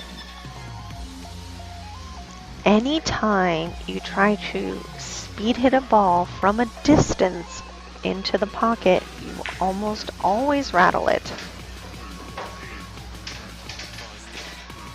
And the reason for that is because you have to hit it so specifically, and it's very difficult to hit it so perfectly into a 3.5 inch pockets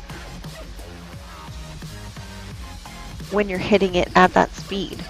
Kind of like when you're starting to use a lot of English, you lose a little bit of accuracy. When you start to hit faster, you lose a little bit of accuracy. So the faster you're hitting it and the further the distance, you have to be so much more perfect at a far distance to shoot a ball. And then now you're shooting it at speed. So you're already having to be so perfect, and then you're adding the speed element. It is very difficult. So I would say over half the time that ball ends up rattling in our pockets.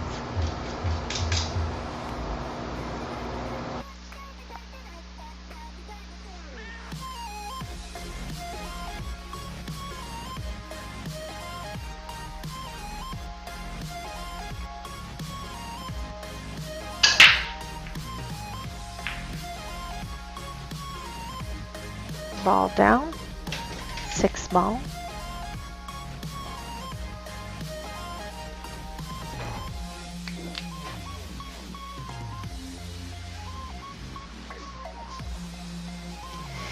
Yes, Michael, this is at myself and Carlos's house. Carlos and Kaylin, hence the K2. You can see some of our trophies there. This is in our garage. So for, say, this angle, you can see that is our garage door. We have fully insulated. We put down gym mat flooring. We have 3 different cameras. We have the ability to telestrate, which is draw on the screen. I just did not choose to do that today. We can mic up the players.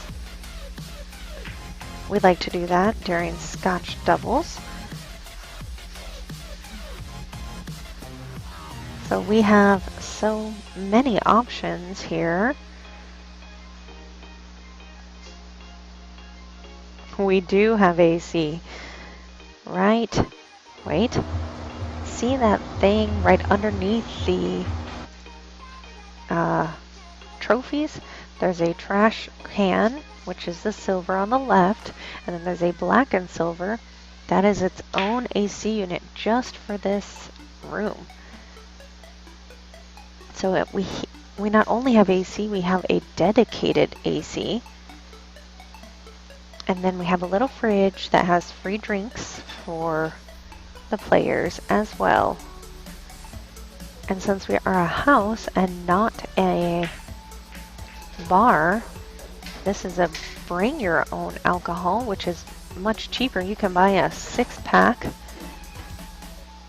of whatever you like for less than 2 beers at the local bar.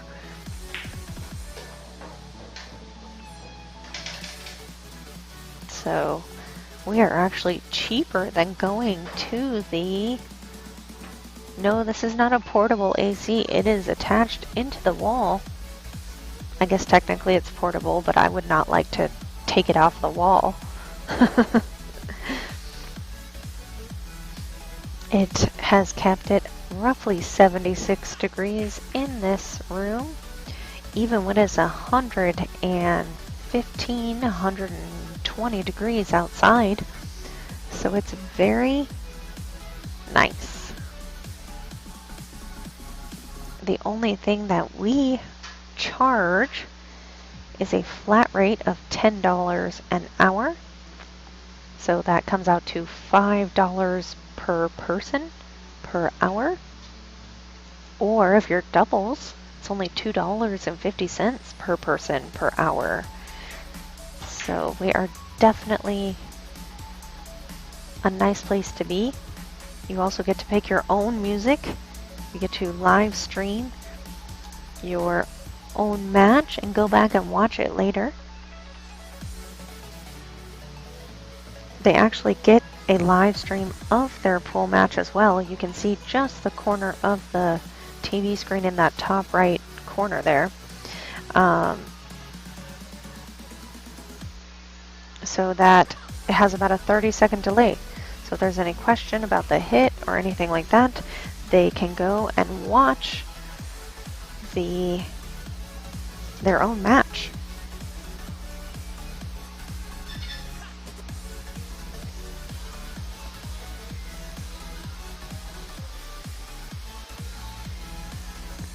So just give yourself enough angle to slide down past the 7. But you really don't want a lot of angle on this ball because the 5 is on the same rail. So he's going to have to try to hold this. Wow. Just enough. And I know you couldn't see it, but he actually shot and then paused and then just barely pushed. Like his arm questioned the amount that he should hit it, but it ended up coming out perfect, even though it did not look pretty.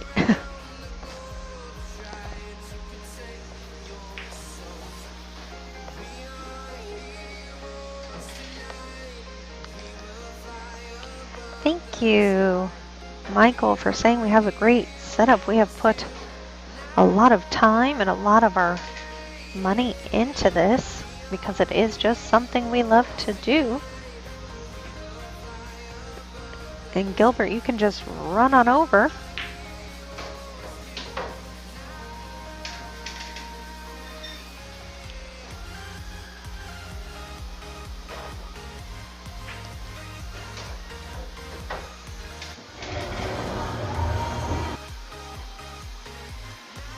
All right, so one more down in the books for Tyler. I've learned that about every game is about 12% in either person's favor. So Tyler is now the 64% favorite to win.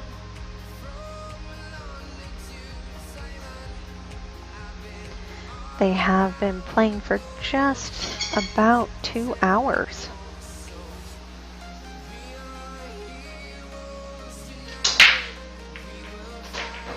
Scratch on the side.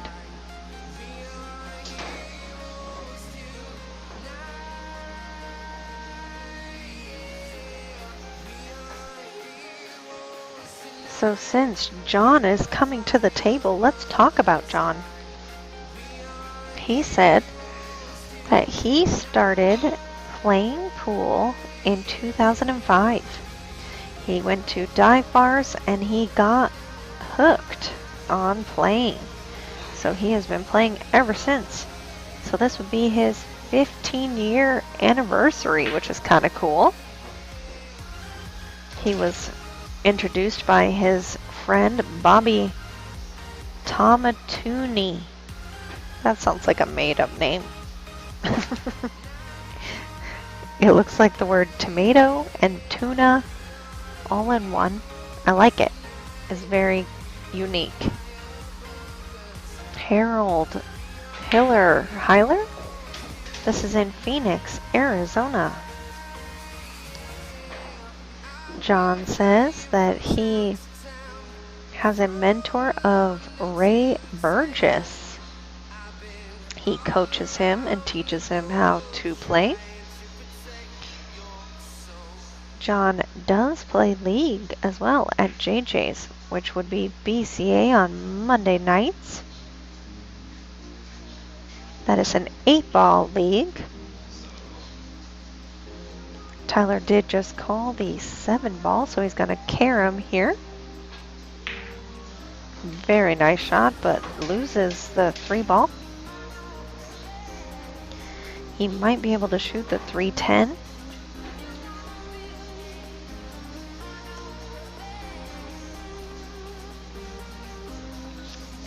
Nope, but it could see enough to play good safe. He can still skim this, I do believe. Just skim the left side of the 3. Send the cue ball over by the 6.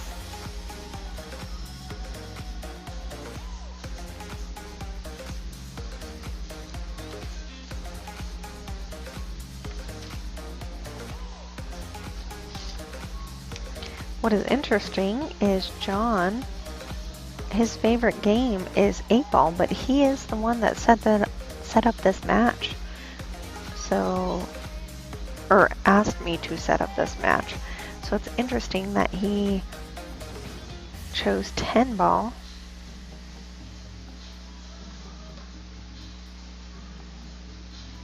Since 8-ball is listed as his favorite game.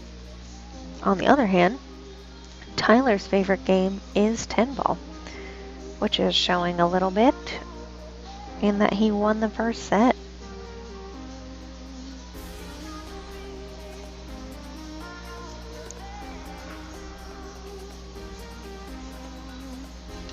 So John taking the intentional foul there. They're not playing 3 fouls, so it doesn't really matter. But I think it's funny. I'm reading through John's answers to my little survey that I make everyone take. And it says, what do you like about the game? And he said, the mental aspect. And then says, what frustrates you about the game? And he said, the mental aspect. So the exact same answer. It's funny.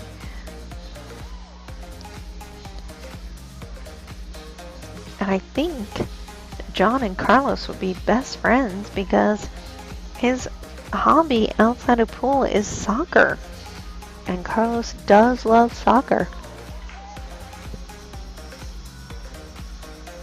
In fact, on our honeymoon coming up in March, we are going to Spain and are going to see a soccer game if COVID allows.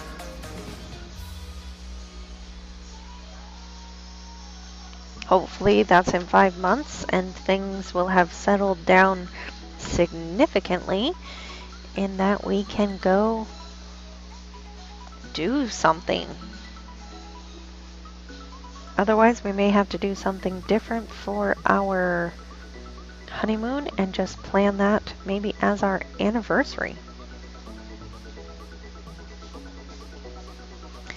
This is my part of the game that I hate. I would have slammed these balls already. Carlos, on the other hand, loves this part of the game and he will play safety for hours. I can't do it. I'm like, let me go. Let me do something. You guys are driving me crazy.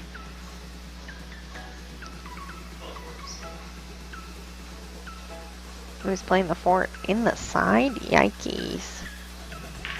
3-ball combo. Hit it too hard.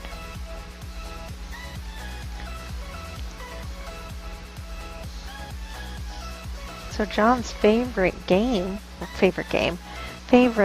player is Efren Reyes, which is also Carlos's favorite player. So John and Carlos have a lot in common. 8-ball. 8-ball is their favorite game. Efren Reyes is their favorite player. Soccer is their hobby.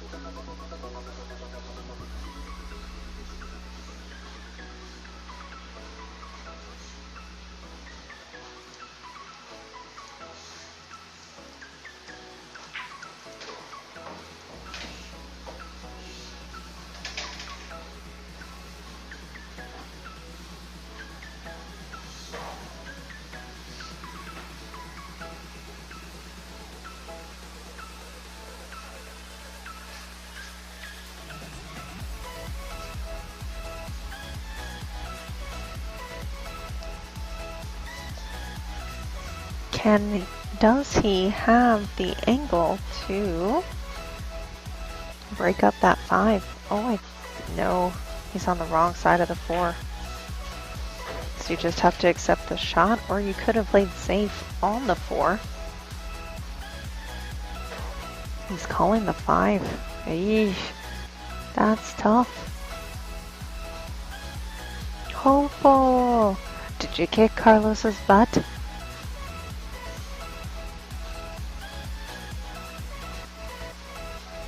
I was just talking about how I saw you two got matched up. Oh.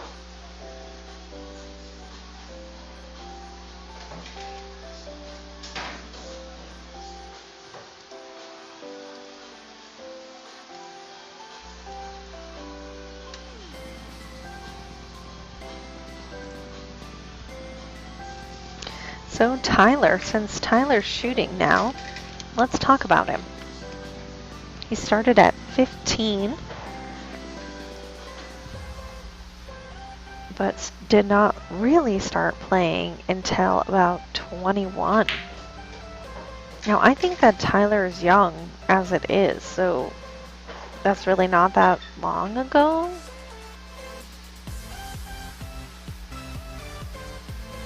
And his mentors and or coaches are Mitch Ellerman and John Smith, 2 local pro players. John Smith is actually the 2nd highest rated player here in Arizona. I think he is a 750? No, 770, because Mitch is a 754 and he's higher rated than Mitch, so...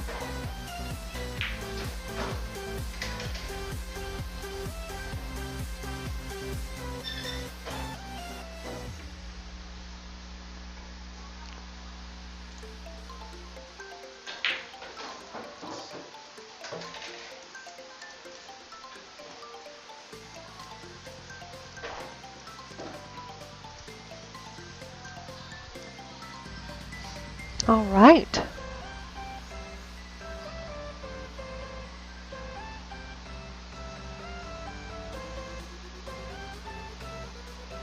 Kit, 35 or 36 is young. Why are you saying like it's not young? You better watch out what you say here, sir.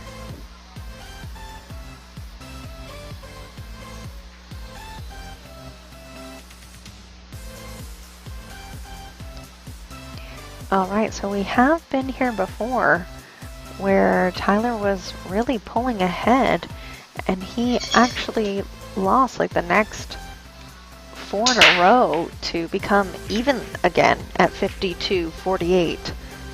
So he can be ahead right now, but that doesn't mean he has won. So anything could happen.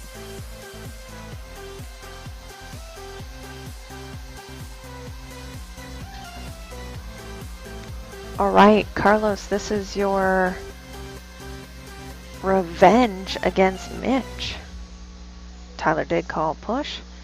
And what I'm talking about is that Carlos played Mitch at the Rum Runner event, which was 9-ball, but on the 7-footers. And he was ahead. And I really think deserved to win, but just got like 2 unlucky things happen. And Mitch ended up pulling it out. So to play Mitch right now and for him to beat him, I think he would receive some validation. He did also just get a coaching lesson from Mitch about 2 or 3 weeks ago, so that would be funny.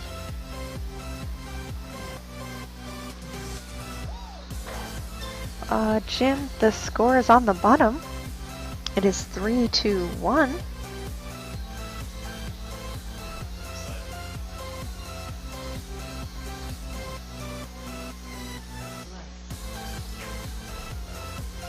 Oh, nice attempt. Now there's no score on the screen.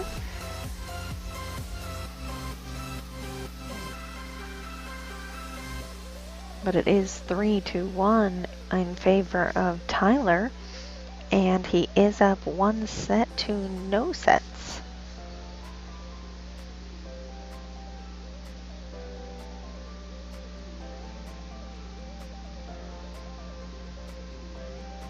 He's playing John Obando?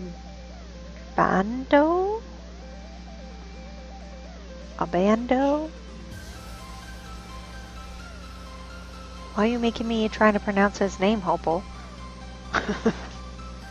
John the Ninja. He plays out of JJ's.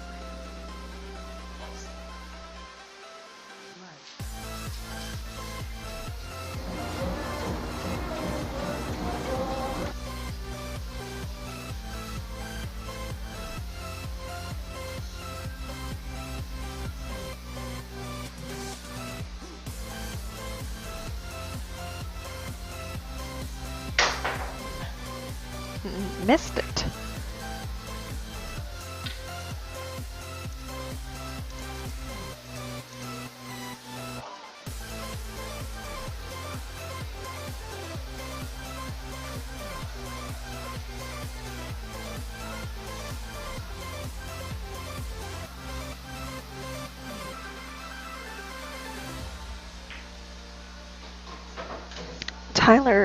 Carlos is playing in a tournament at Bullshooters right now.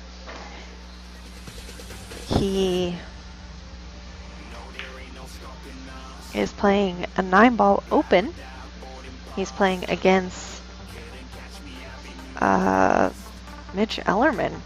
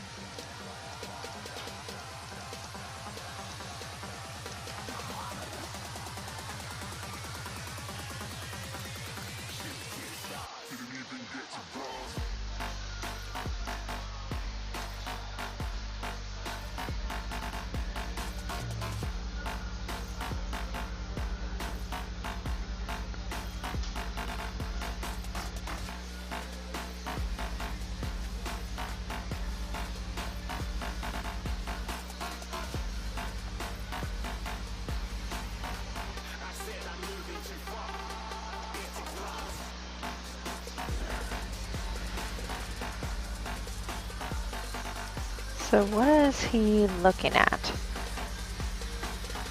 The best way to get from the 4 to the 5. You could just calculate the angle of the draw by cutting it in half and just draw it back the 5. If you don't like that, you could just shoot it and come across past the 6 with, again, draw. I don't know what's happening here. I feel like he is trying to maybe play safe because he doesn't like the idea of getting shape from the 4 to the 5.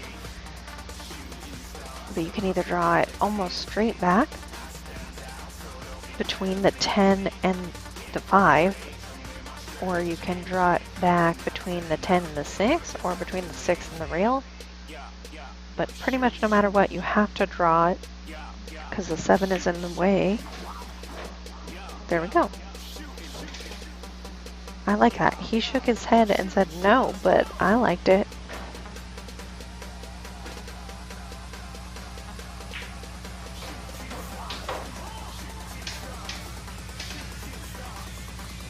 I would have liked, or he's actually pretty good straight here, so you just follow it with top. You need to pass the 8 though.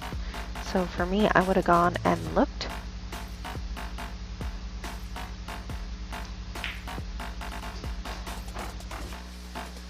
But he got there, so apparently I don't know what I'm talking about.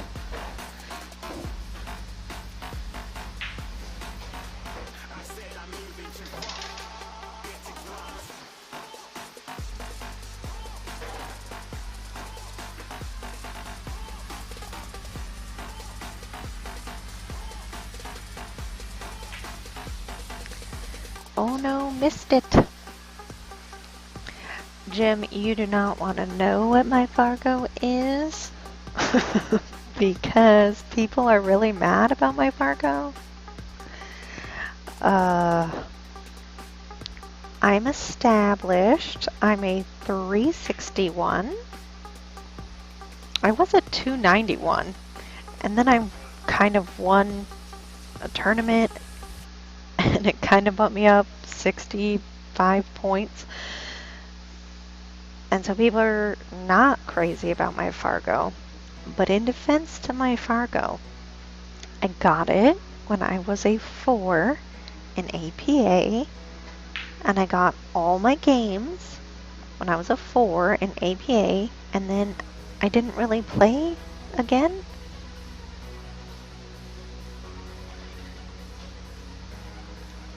Until like 18 months later when I had been shooting almost every day. So I'm now a 6-7 in APA and still a 360 Fargo because I don't play anything Fargo rated.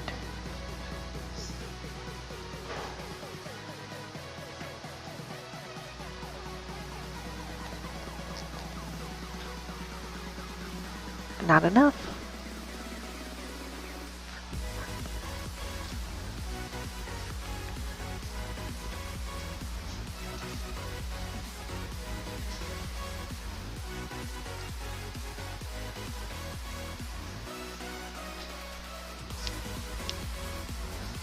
All right, cutting this in the side. Just make it.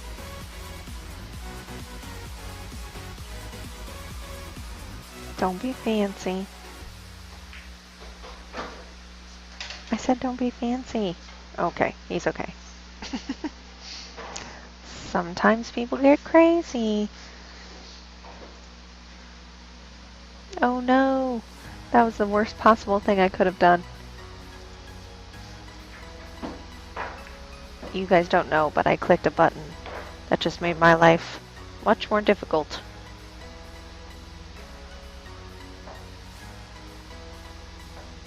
So now it is 65% to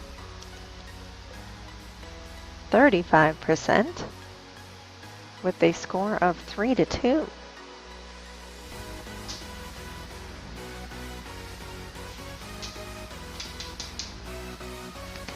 Well, Jim, today my shirt does say always hustling. So I guess I am a hustler. As that is what my shirt says. Oh, I think that's the best break of the night. No clusters, 2 balls down. Not a great shot on the 1, but So now you have to be careful, because if you do miss or leave a ball by the pocket, could definitely leave room for Tyler to run out. So you got to be careful.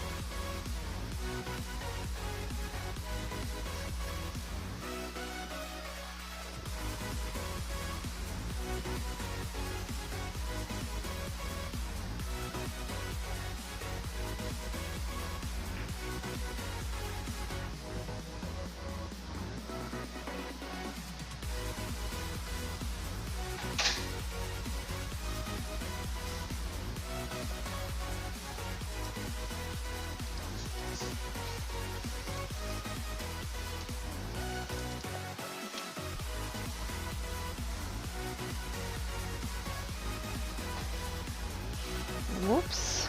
Ball in hand, because he did clip the 6.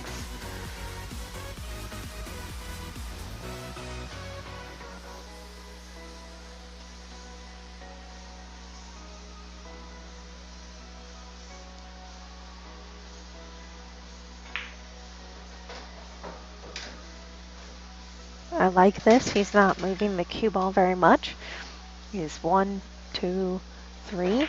Very little movement. Here you just want to hit the 3 ball at about 50%. Go to the rail and out. He hit it a little fuller than I would have, but not a big deal. He does have to draw this ball back to the 7. Just center ball here.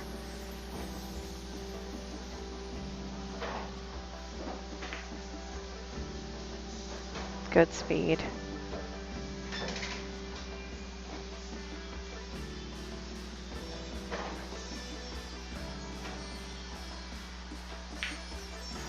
Overcut it. He also did not walk around and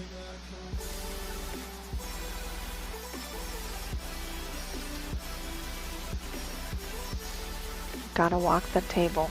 You gotta verify your angles. All right.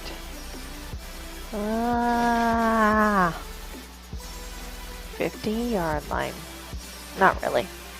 This is actually not a horrible angle. I personally just don't like being that close to the ball. It makes my shot more difficult.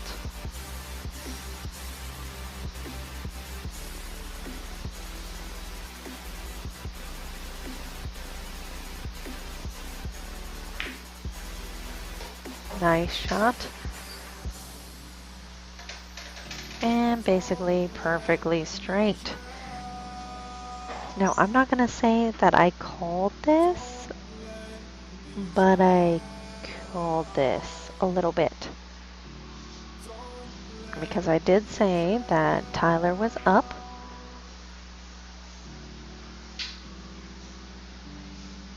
That was commentator curse right there. So I was going to say, we did say that he was up, but it's not that difficult to come back down. And he did, and right there it would have been a 50-50 race. And instead we're at 78.5 and 21.5. What's interesting is I actually think this is exactly where we were in the first set. We did exactly 4-2.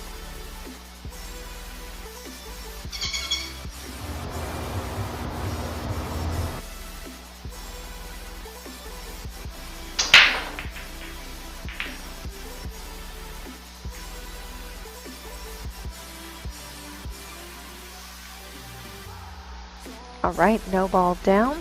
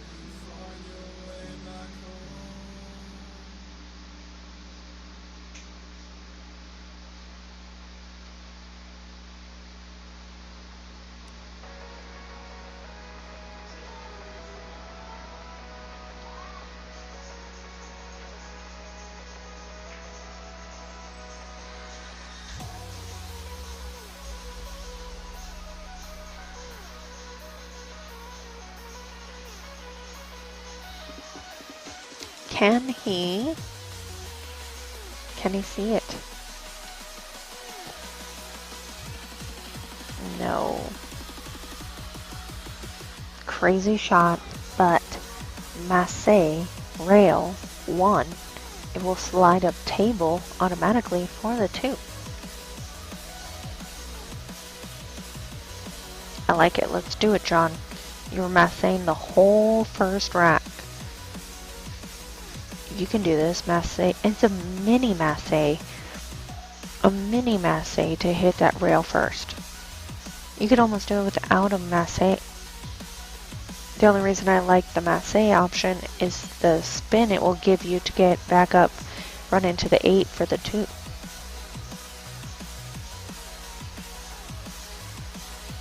I don't know what the purpose of that was. Maybe to move it so the 3 didn't go on the side.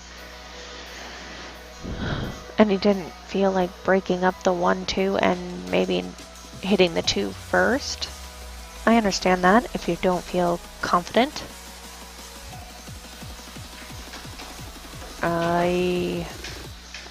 Tyler.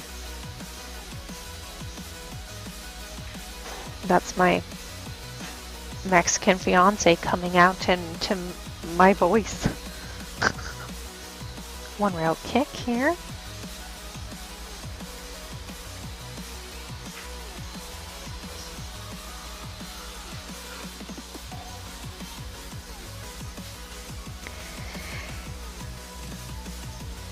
Yes, Jim, you are correct.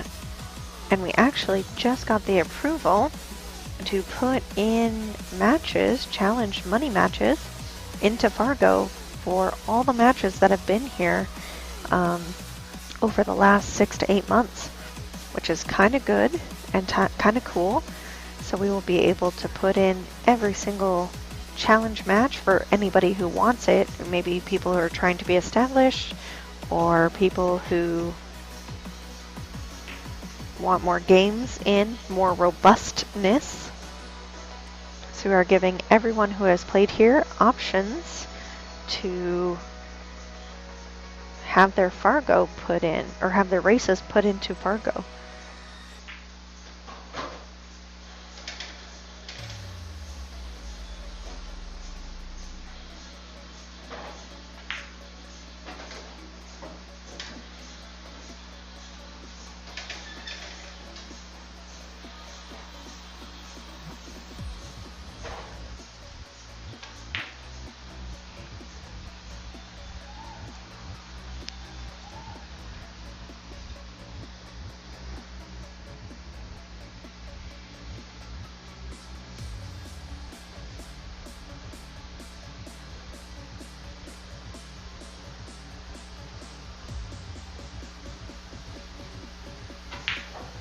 Oh, wow. Did you see that bobble? He got very fortunate that that went in the pocket.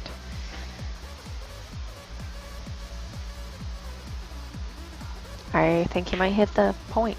Yep. He didn't even hit the ball. This is an actually pretty okay kick and stick, but if you do hit the left side of that 5 ball, you are going to scratch. So you need to make sure that you measure this appropriately. Option. That's a cool trick shot. If only we could do it on purpose. So John is taking the shot. Makes sense, he can see the ball.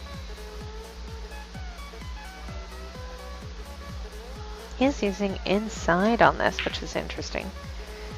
Yeah, the inside, this table doesn't like it.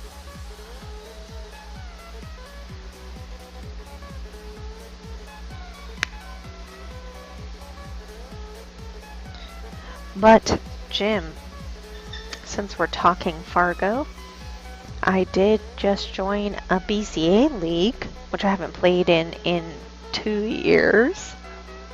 So I will be getting 5 games a week, which should help my Fargo become more accurate, as I have more robustness.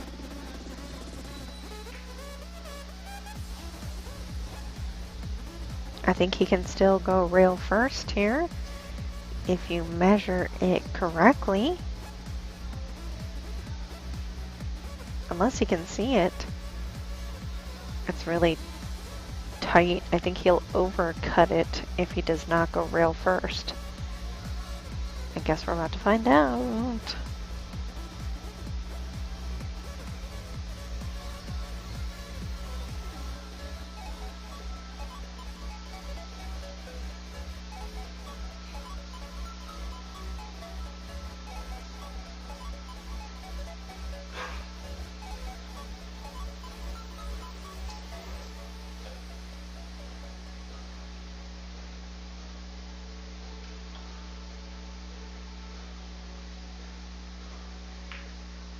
Yep, rail first.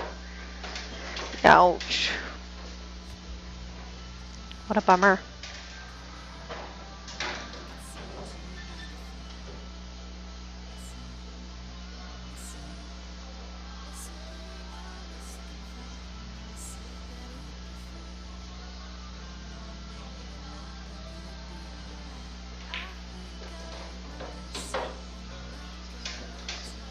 Ball in hand scratch. Nope, but is he point hooked? I think he is. Oh wow, I thought he was point hooked.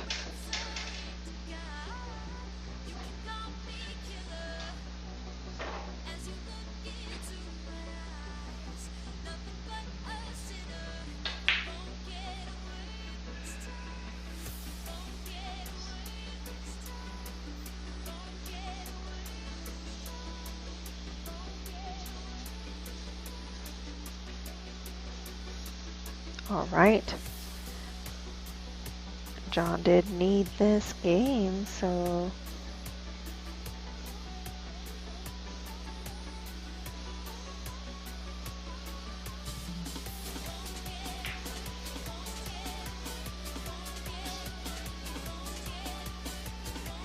guys, I think I should stop talking, because every time I say something about John, he misses the ball.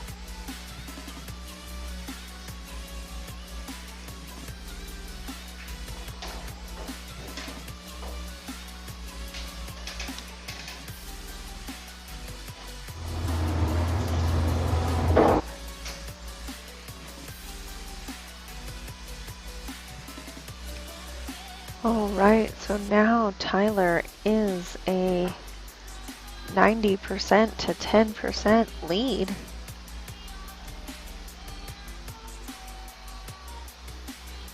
I know, Michael, I jinxed it. I didn't mean to. I did it on the last one too. That's why I said I need to stop talking. I need to stop talking about him when he's shooting, because somehow he knows and I jinx him every time.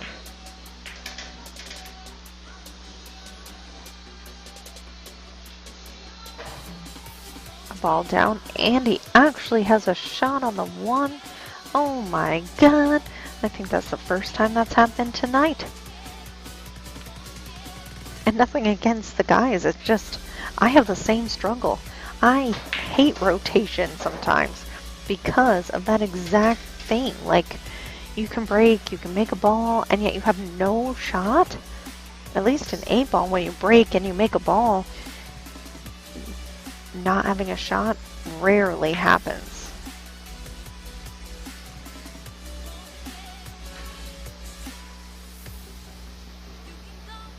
Now, neither of these guys are making like 9 or 8-ball runs, so neither one is sitting in their chair for very long, which actually is a benefit to both of them in a way, because they never get cold.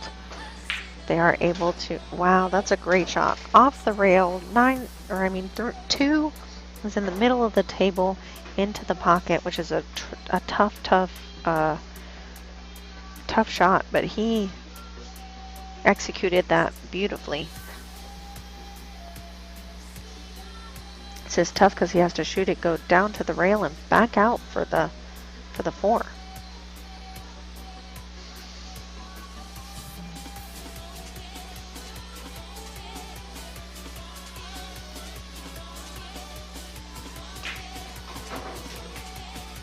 That's okay.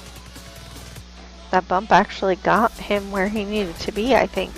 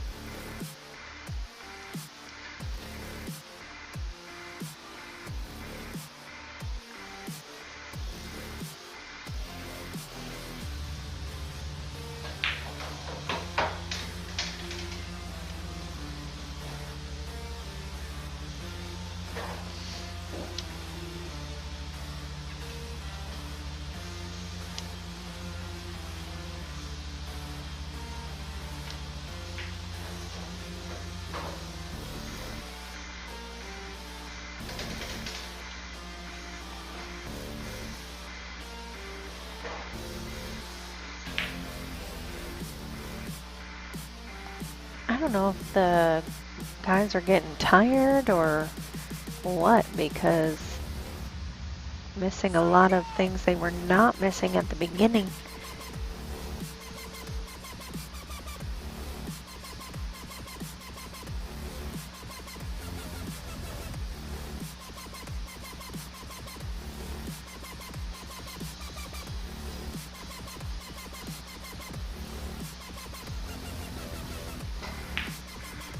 Overcut it, wow.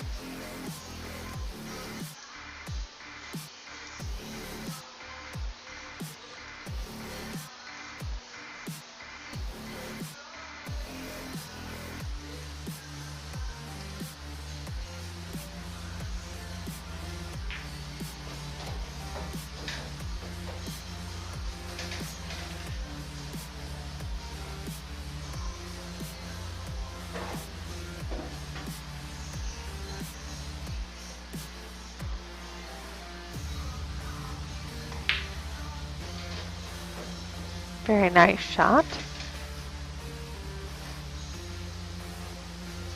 So now do you shoot the 9 in the side and go up and back down? Or do you cut it into the corner?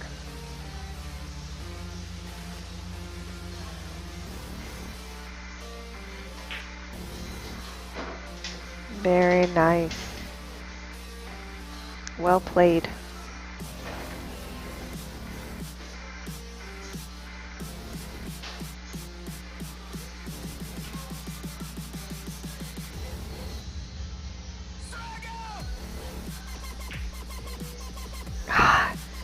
He keeps overcutting that 10 ball. He's shooting so good. Like, really, I feel bad. But because he keeps just missing the 10.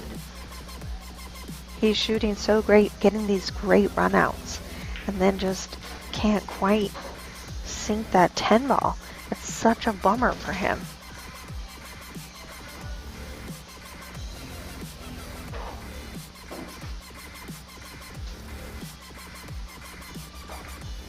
All right.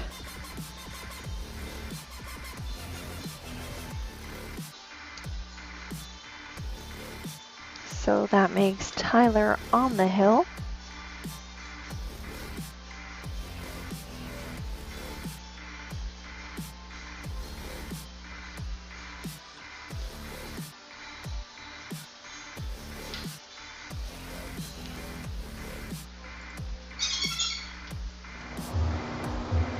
All right. Oh, Michael, that's so awesome. Thank you for following. You're one of our 3,000 today, huh? So I appreciate that so much. And of course, we have openings starting in November for table time. So if you guys, or if you'd like, we can definitely set you up with a match on this table. And we always will have guest commentators as well. We have multiple mics.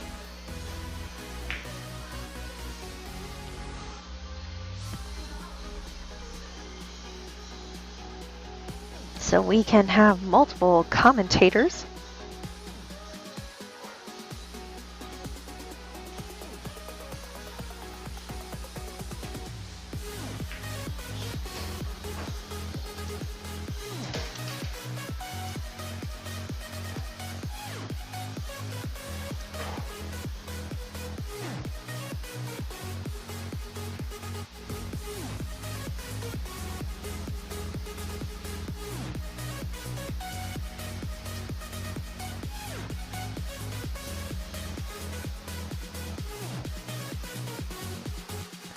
Now again, like I said, the first and the last are always the hardest to close out.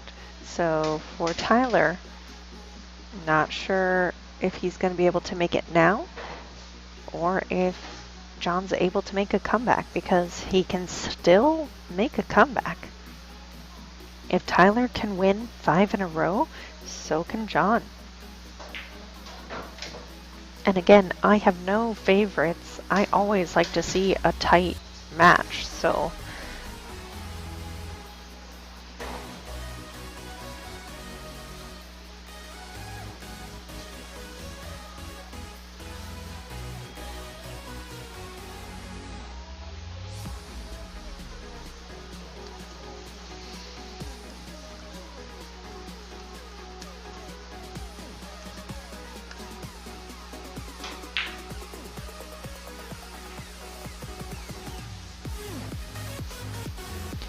if he would have hit that about half the speed that he did, he would have gotten a pretty good safety out of it, I think. Left the 4 behind the 6, 7, 8 that's there. But just hit it a little bit too aggressively. I think Tyler here was trying to tuck the cue ball behind the 9 and or the 4 behind the 5. If he would have hit it just a touch harder, he would have got there. So John is hitting it too hard, and Tyler's hitting it a little bit too soft. So it's like the bears, you know. We got Daddy Bear, we got Mama Bear. If they just combined it into Baby Bear, be perfect.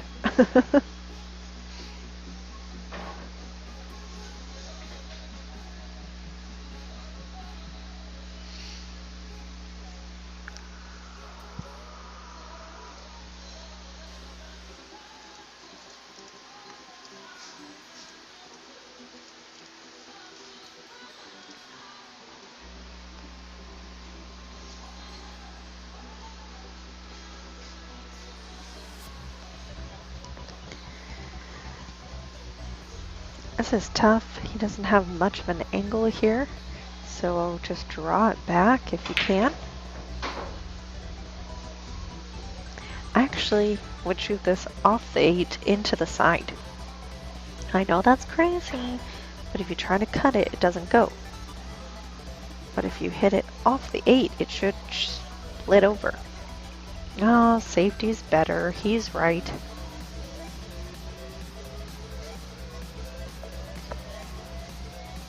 I know he's right, but I don't like safe. We are in West Phoenix. Michael, we are at 75th Avenue and something. Lower Buckeye.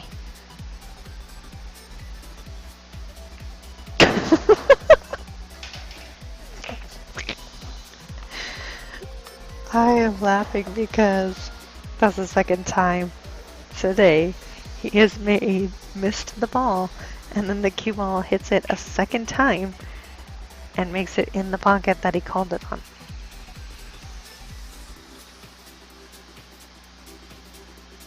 So that's crazy. First time was the 10 to win the entire first set. And then right now with the 6. That was crazy.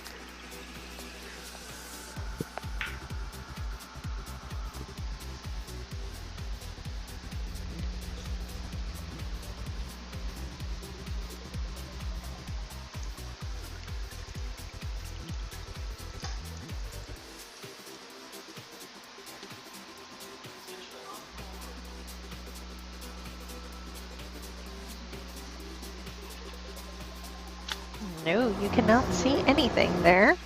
There we go. So just trying to make contact here. It actually hopped. That was crazy. The cue ball hopped.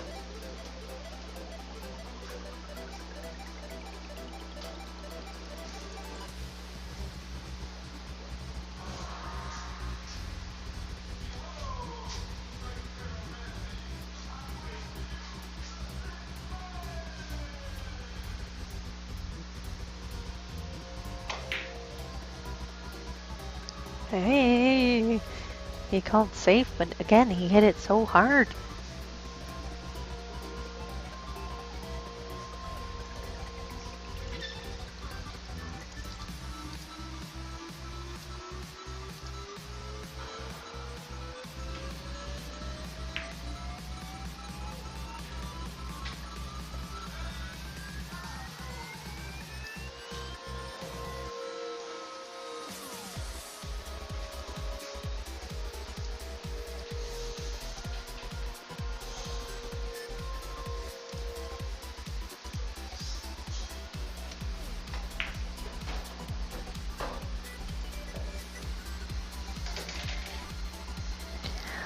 Trying not to say anything when John is shooting, in case you're wondering why there's no commentary. Because when I talk, things happen.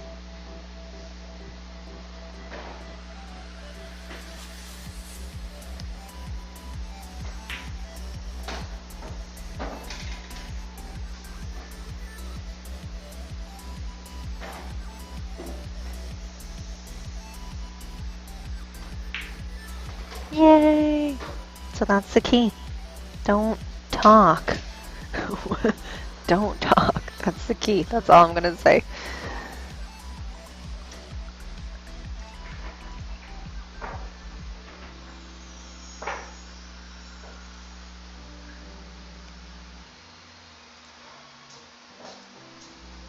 John's on the comeback. He doubled his chances of winning just now.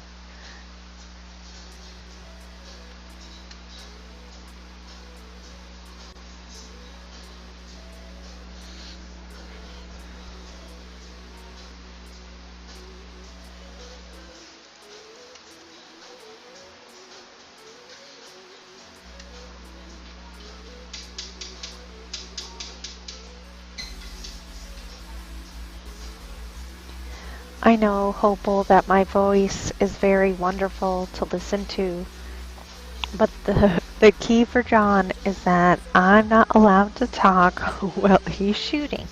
If I do, he misses. See? See?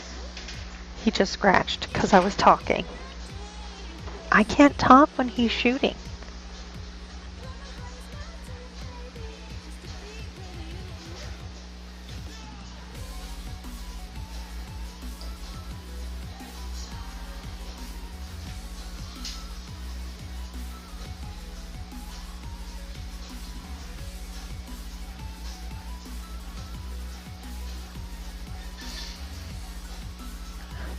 Hopeful, how did you do in your next match? Who did you play? How are you playing? Who did you play and what was the score?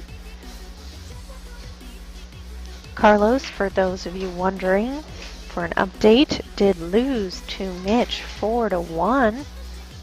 Said he made 2 silly mistakes. It could have been at least 2-2 going to 4, but instead he lost. So now he is trying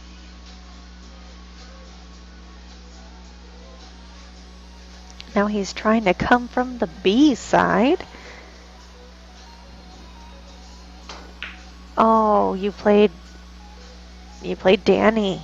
That's a tough. Wow. Hopefully you got like the worst matchups. You got Carlos, then you got Danny. Only worse would have been Mitch. You won? That's amazing. I'm so proud of you. Danny ran a 7-pack on me like 2 years ago in a 9-ball tournament. He broke 1-9 combo, broke 2-9 combo, broke 1-9 combo. It was so dumb. He did it 7 games in a row. I didn't even get out of my chair. And I only had to go to like 2. I was like 7-2. And I still lost because he never let me get out of my chair. And Gilbert, yes, I am taking sides. I'm taking sides just for a minute because I like to see a close matchup. And also, how cool would it be for him to say he came back from like a 3% possible win to make it like Hill or whatever? That's like the biggest comeback I would have ever seen.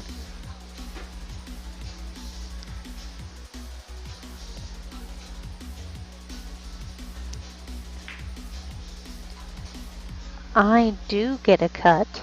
I get $10 per hour, no matter who wins. That is my cut, because usually winner pays for table time. So I get my cut either way.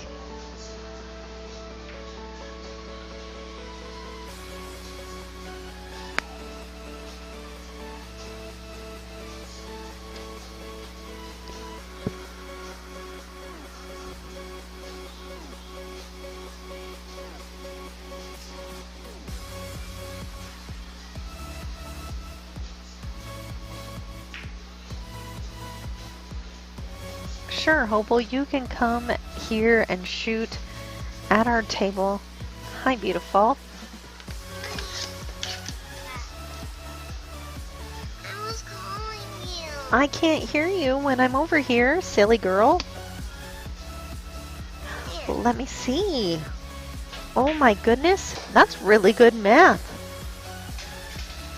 So everybody wondering, my daughter Reagan just came in. She's going to help me do some commentary. You going to talk? No. Cat got your tongue. Let me see it. Let me see it.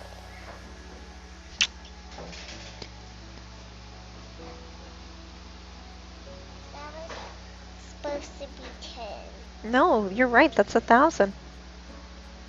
100 plus 900 is 1,000. That's exactly right. Yeah, and 100 plus 800 is 900. Yeah, you got them all right. That's really good math. It's way past your bedtime. Do you know that? Yeah, Mommy, I can't find my, the remote to turn off my TV. Oh, you lost it.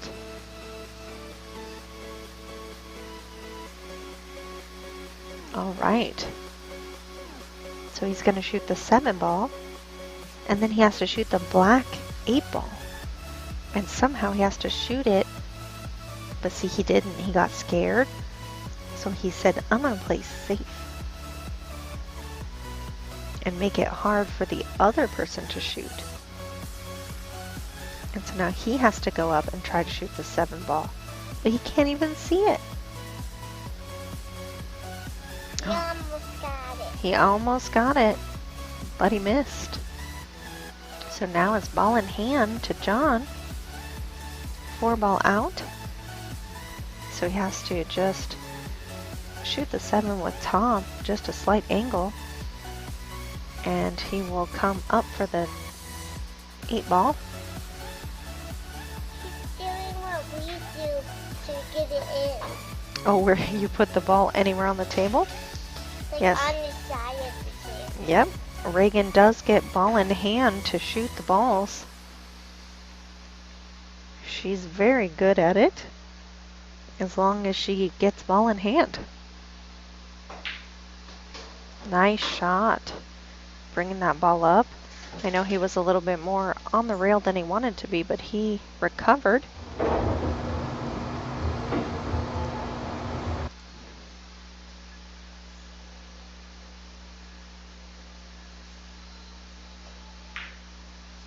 Nice. And now we have to shoot the 10 ball. Very good. And he did it, huh? All right. That comeback is a comin'.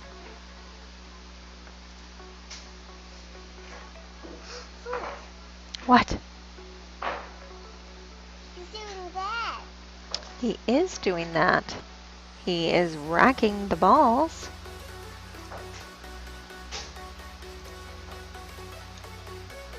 This is the youngest commentator of all of time. I think we get a world record patch for youngest commentator because she is only 7.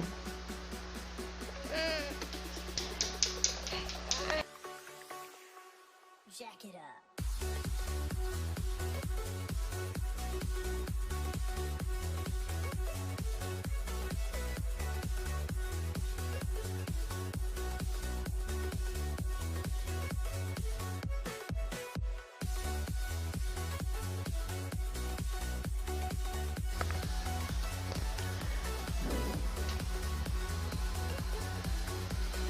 All right, I've sent her off to bed.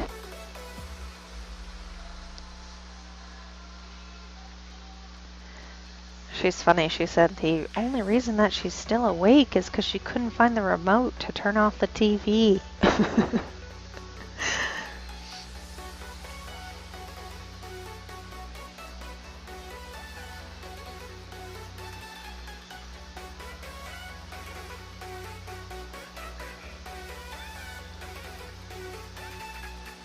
So calling the back cut bank. Didn't hit it quite thin enough, but did leave a tough shot there for Jonathan.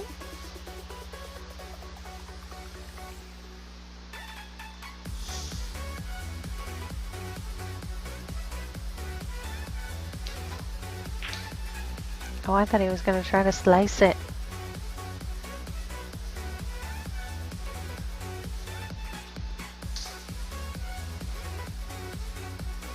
I know, Hopel, I am the worst.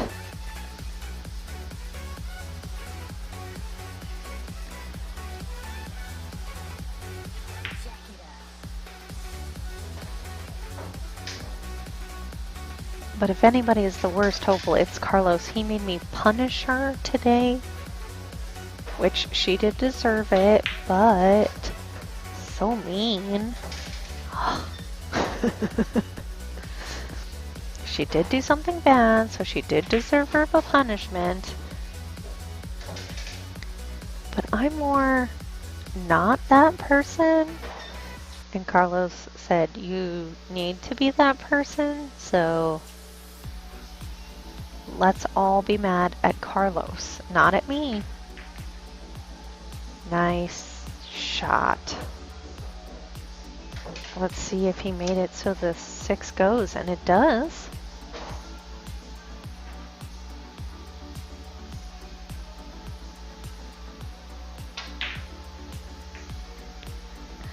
I feel like, and I might be wrong, but I feel like I heard a miscue there.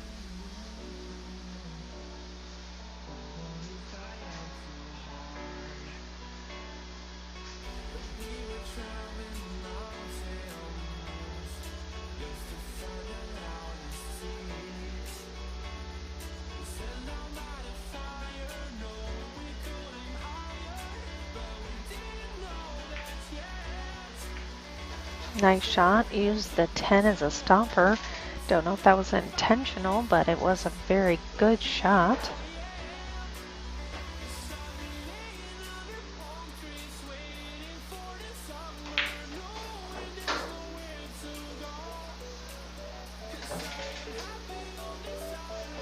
So yes, as I was saying before, Hopeful, you could come and shoot here tomorrow if you wanted.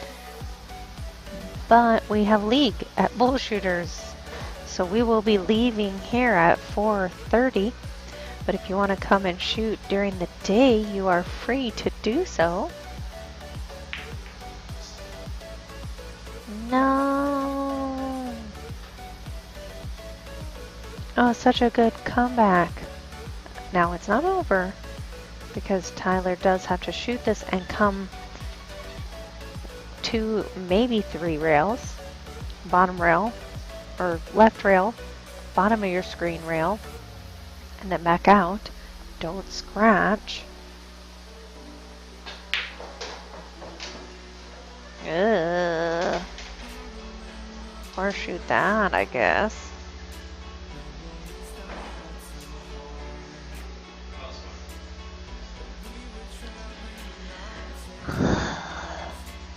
Calling the bank in the corner.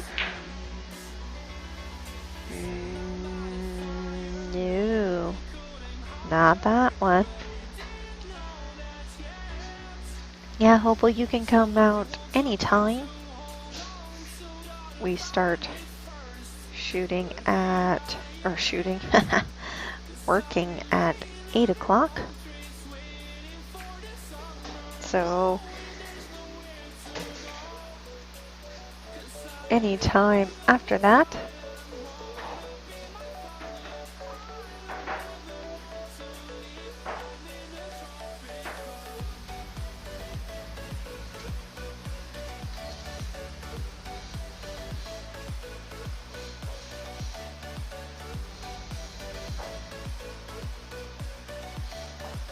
A 1-2 race.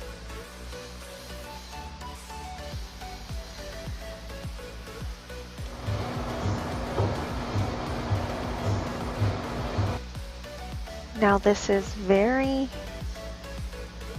huge. If John can win this and make it a hill, that would be amazing. We are not off Hopeful, but we both work from home, so you can come anytime. Anytime after 8 a.m. and before 4:30, because that's when we are leaving.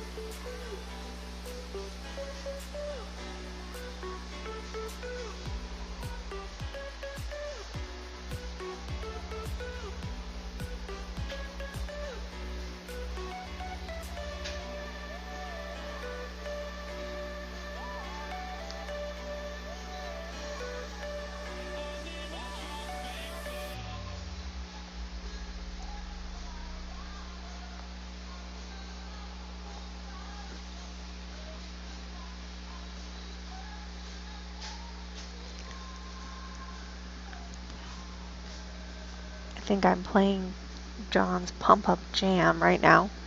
Playing I the Tiger.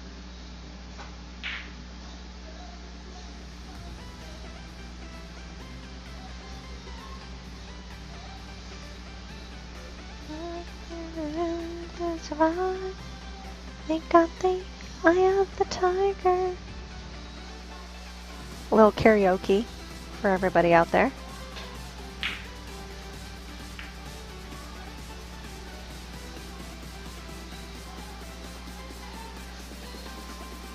Sure, Michael.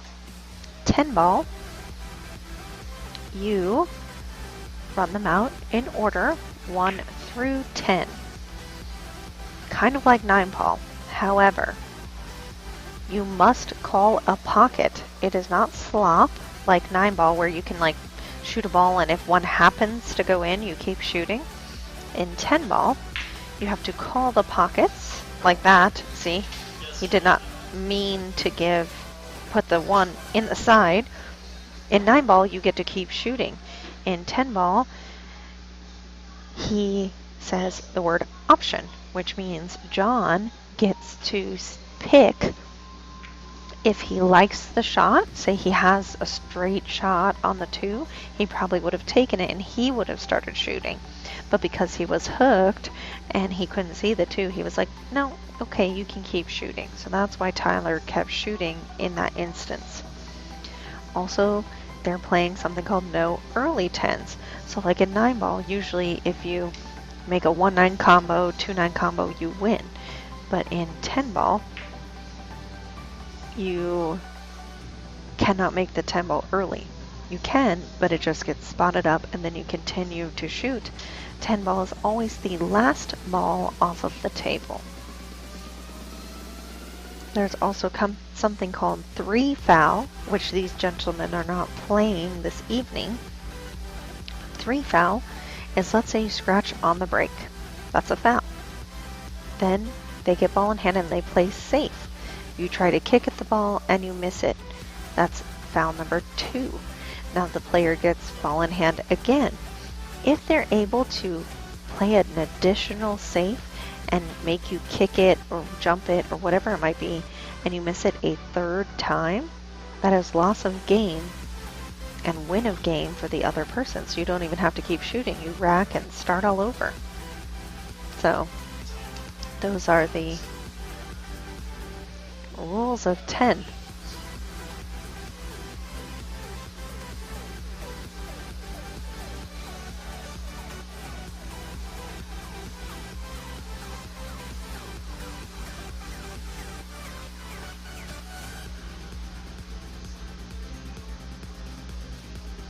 Missed it.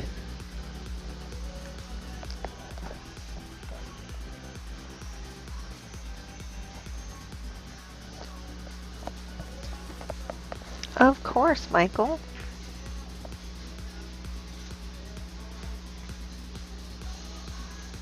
I like having something to talk about. Speaking of which, let's talk about the players. I still have more amazing, interesting things to read off of their questionnaires. So, Tyler shooting, so we get to talk about Tyler. We talked about that he's been playing since he's 15. Started competitively playing at 21. He has Mitch Ellerman and John Smith as his coaches. Now, Tyler does not play League anymore. He said he did play League for about 5 years. He played Hot Shots. And now he plays Hot Shots, 2 different 9s.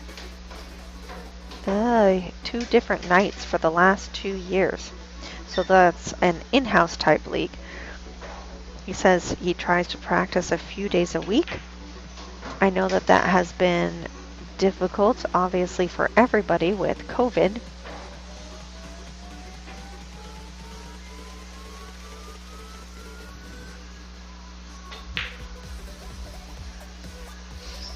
Now, he does say that his favorite player is Shane Van Boning or Mitch Ellerman.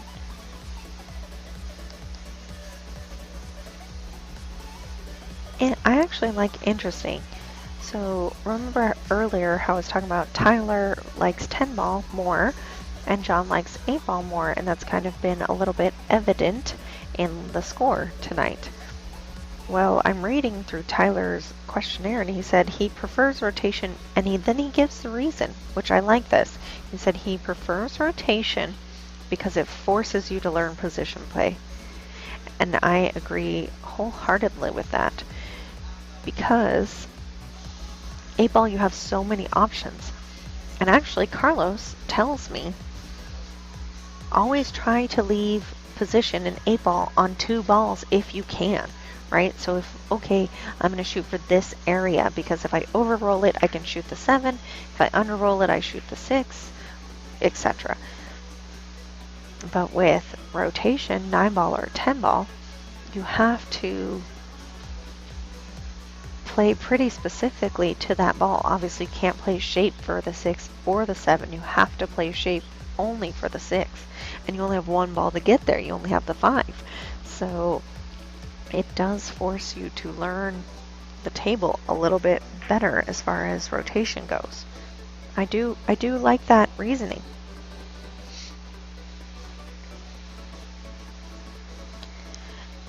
And finally, he says that what frustrates him about pool is that it doesn't get nearly as much recognition as other pro sports.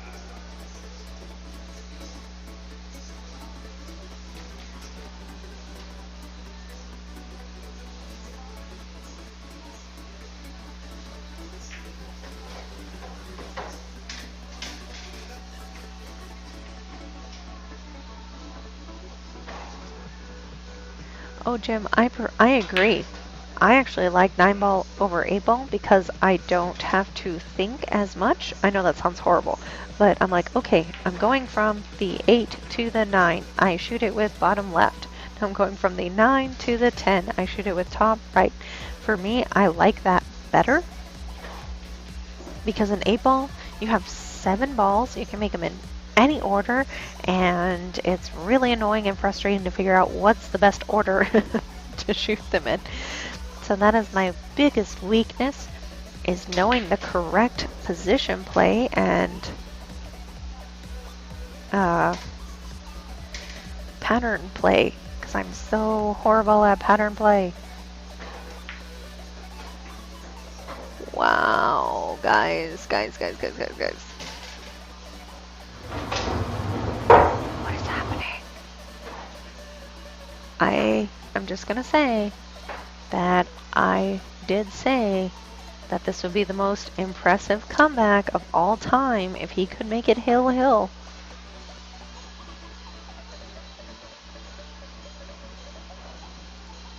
And what did he do?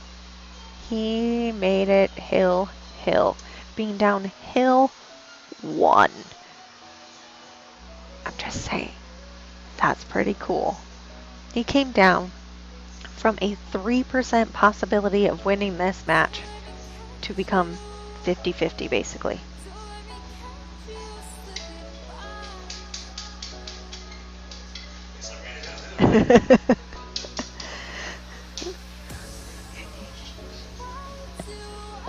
He goes, at least I got to the hill, right?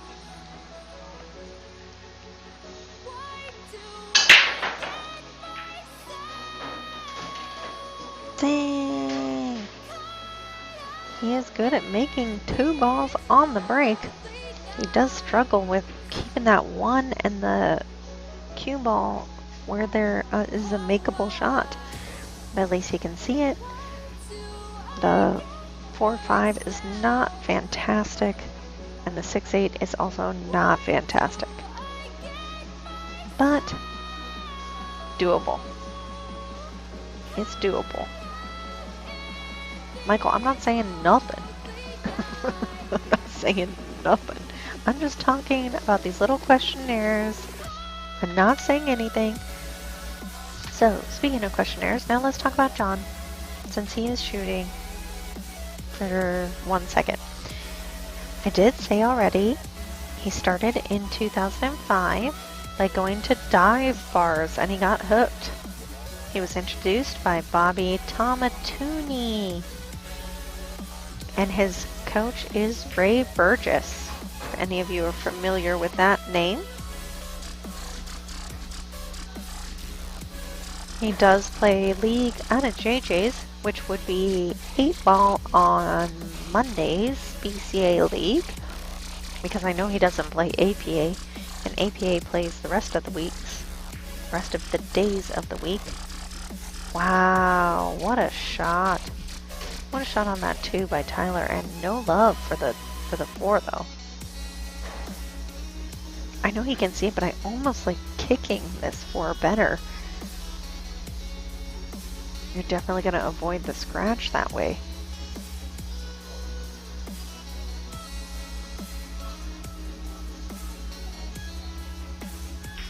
Yeah, so yeah, that's exactly what I would have done.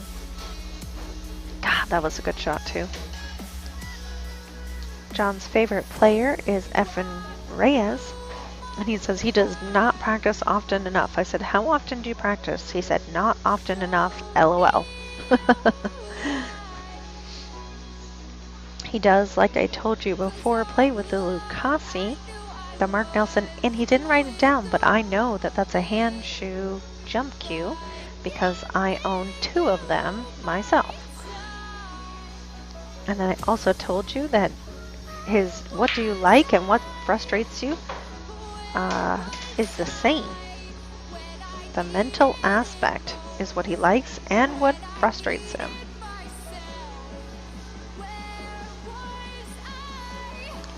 Now, Jim, I have had Carlos tell me that.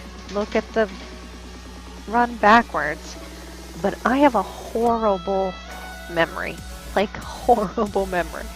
And I can't remember. Because, like, I'll be like, man, I was so close and I just messed up this run. And he goes, well, what did the table look like? Or what were the ball? And I'm like, I don't know, bro.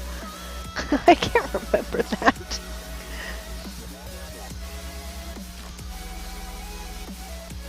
So for me, maybe that's what's hard for me about 8-ball. Oh wow, he's gonna give it to him. I'd make him shoot that 10-ball. I'd make him shoot it all day.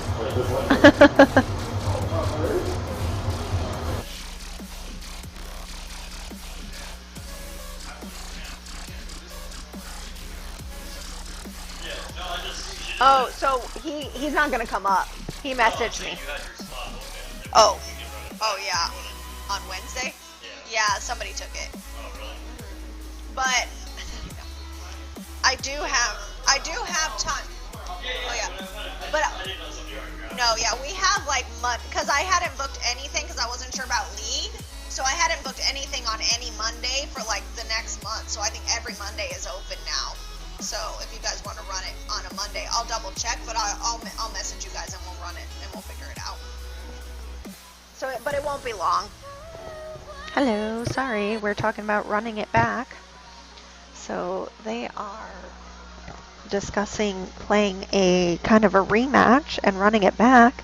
So I was telling them on Mondays that we do have openings now. This is me. Hello today. That's my face. So thank you guys so much for joining us, for giving us 3,000 followers officially, and for commenting and talking to me all night. I really appreciate it. So I wasn't doing it for myself, by myself. So thank you guys so much, and we will see you on Wednesday. We actually just booked a Scotch doubles. Bert and Sophia Balancod 35.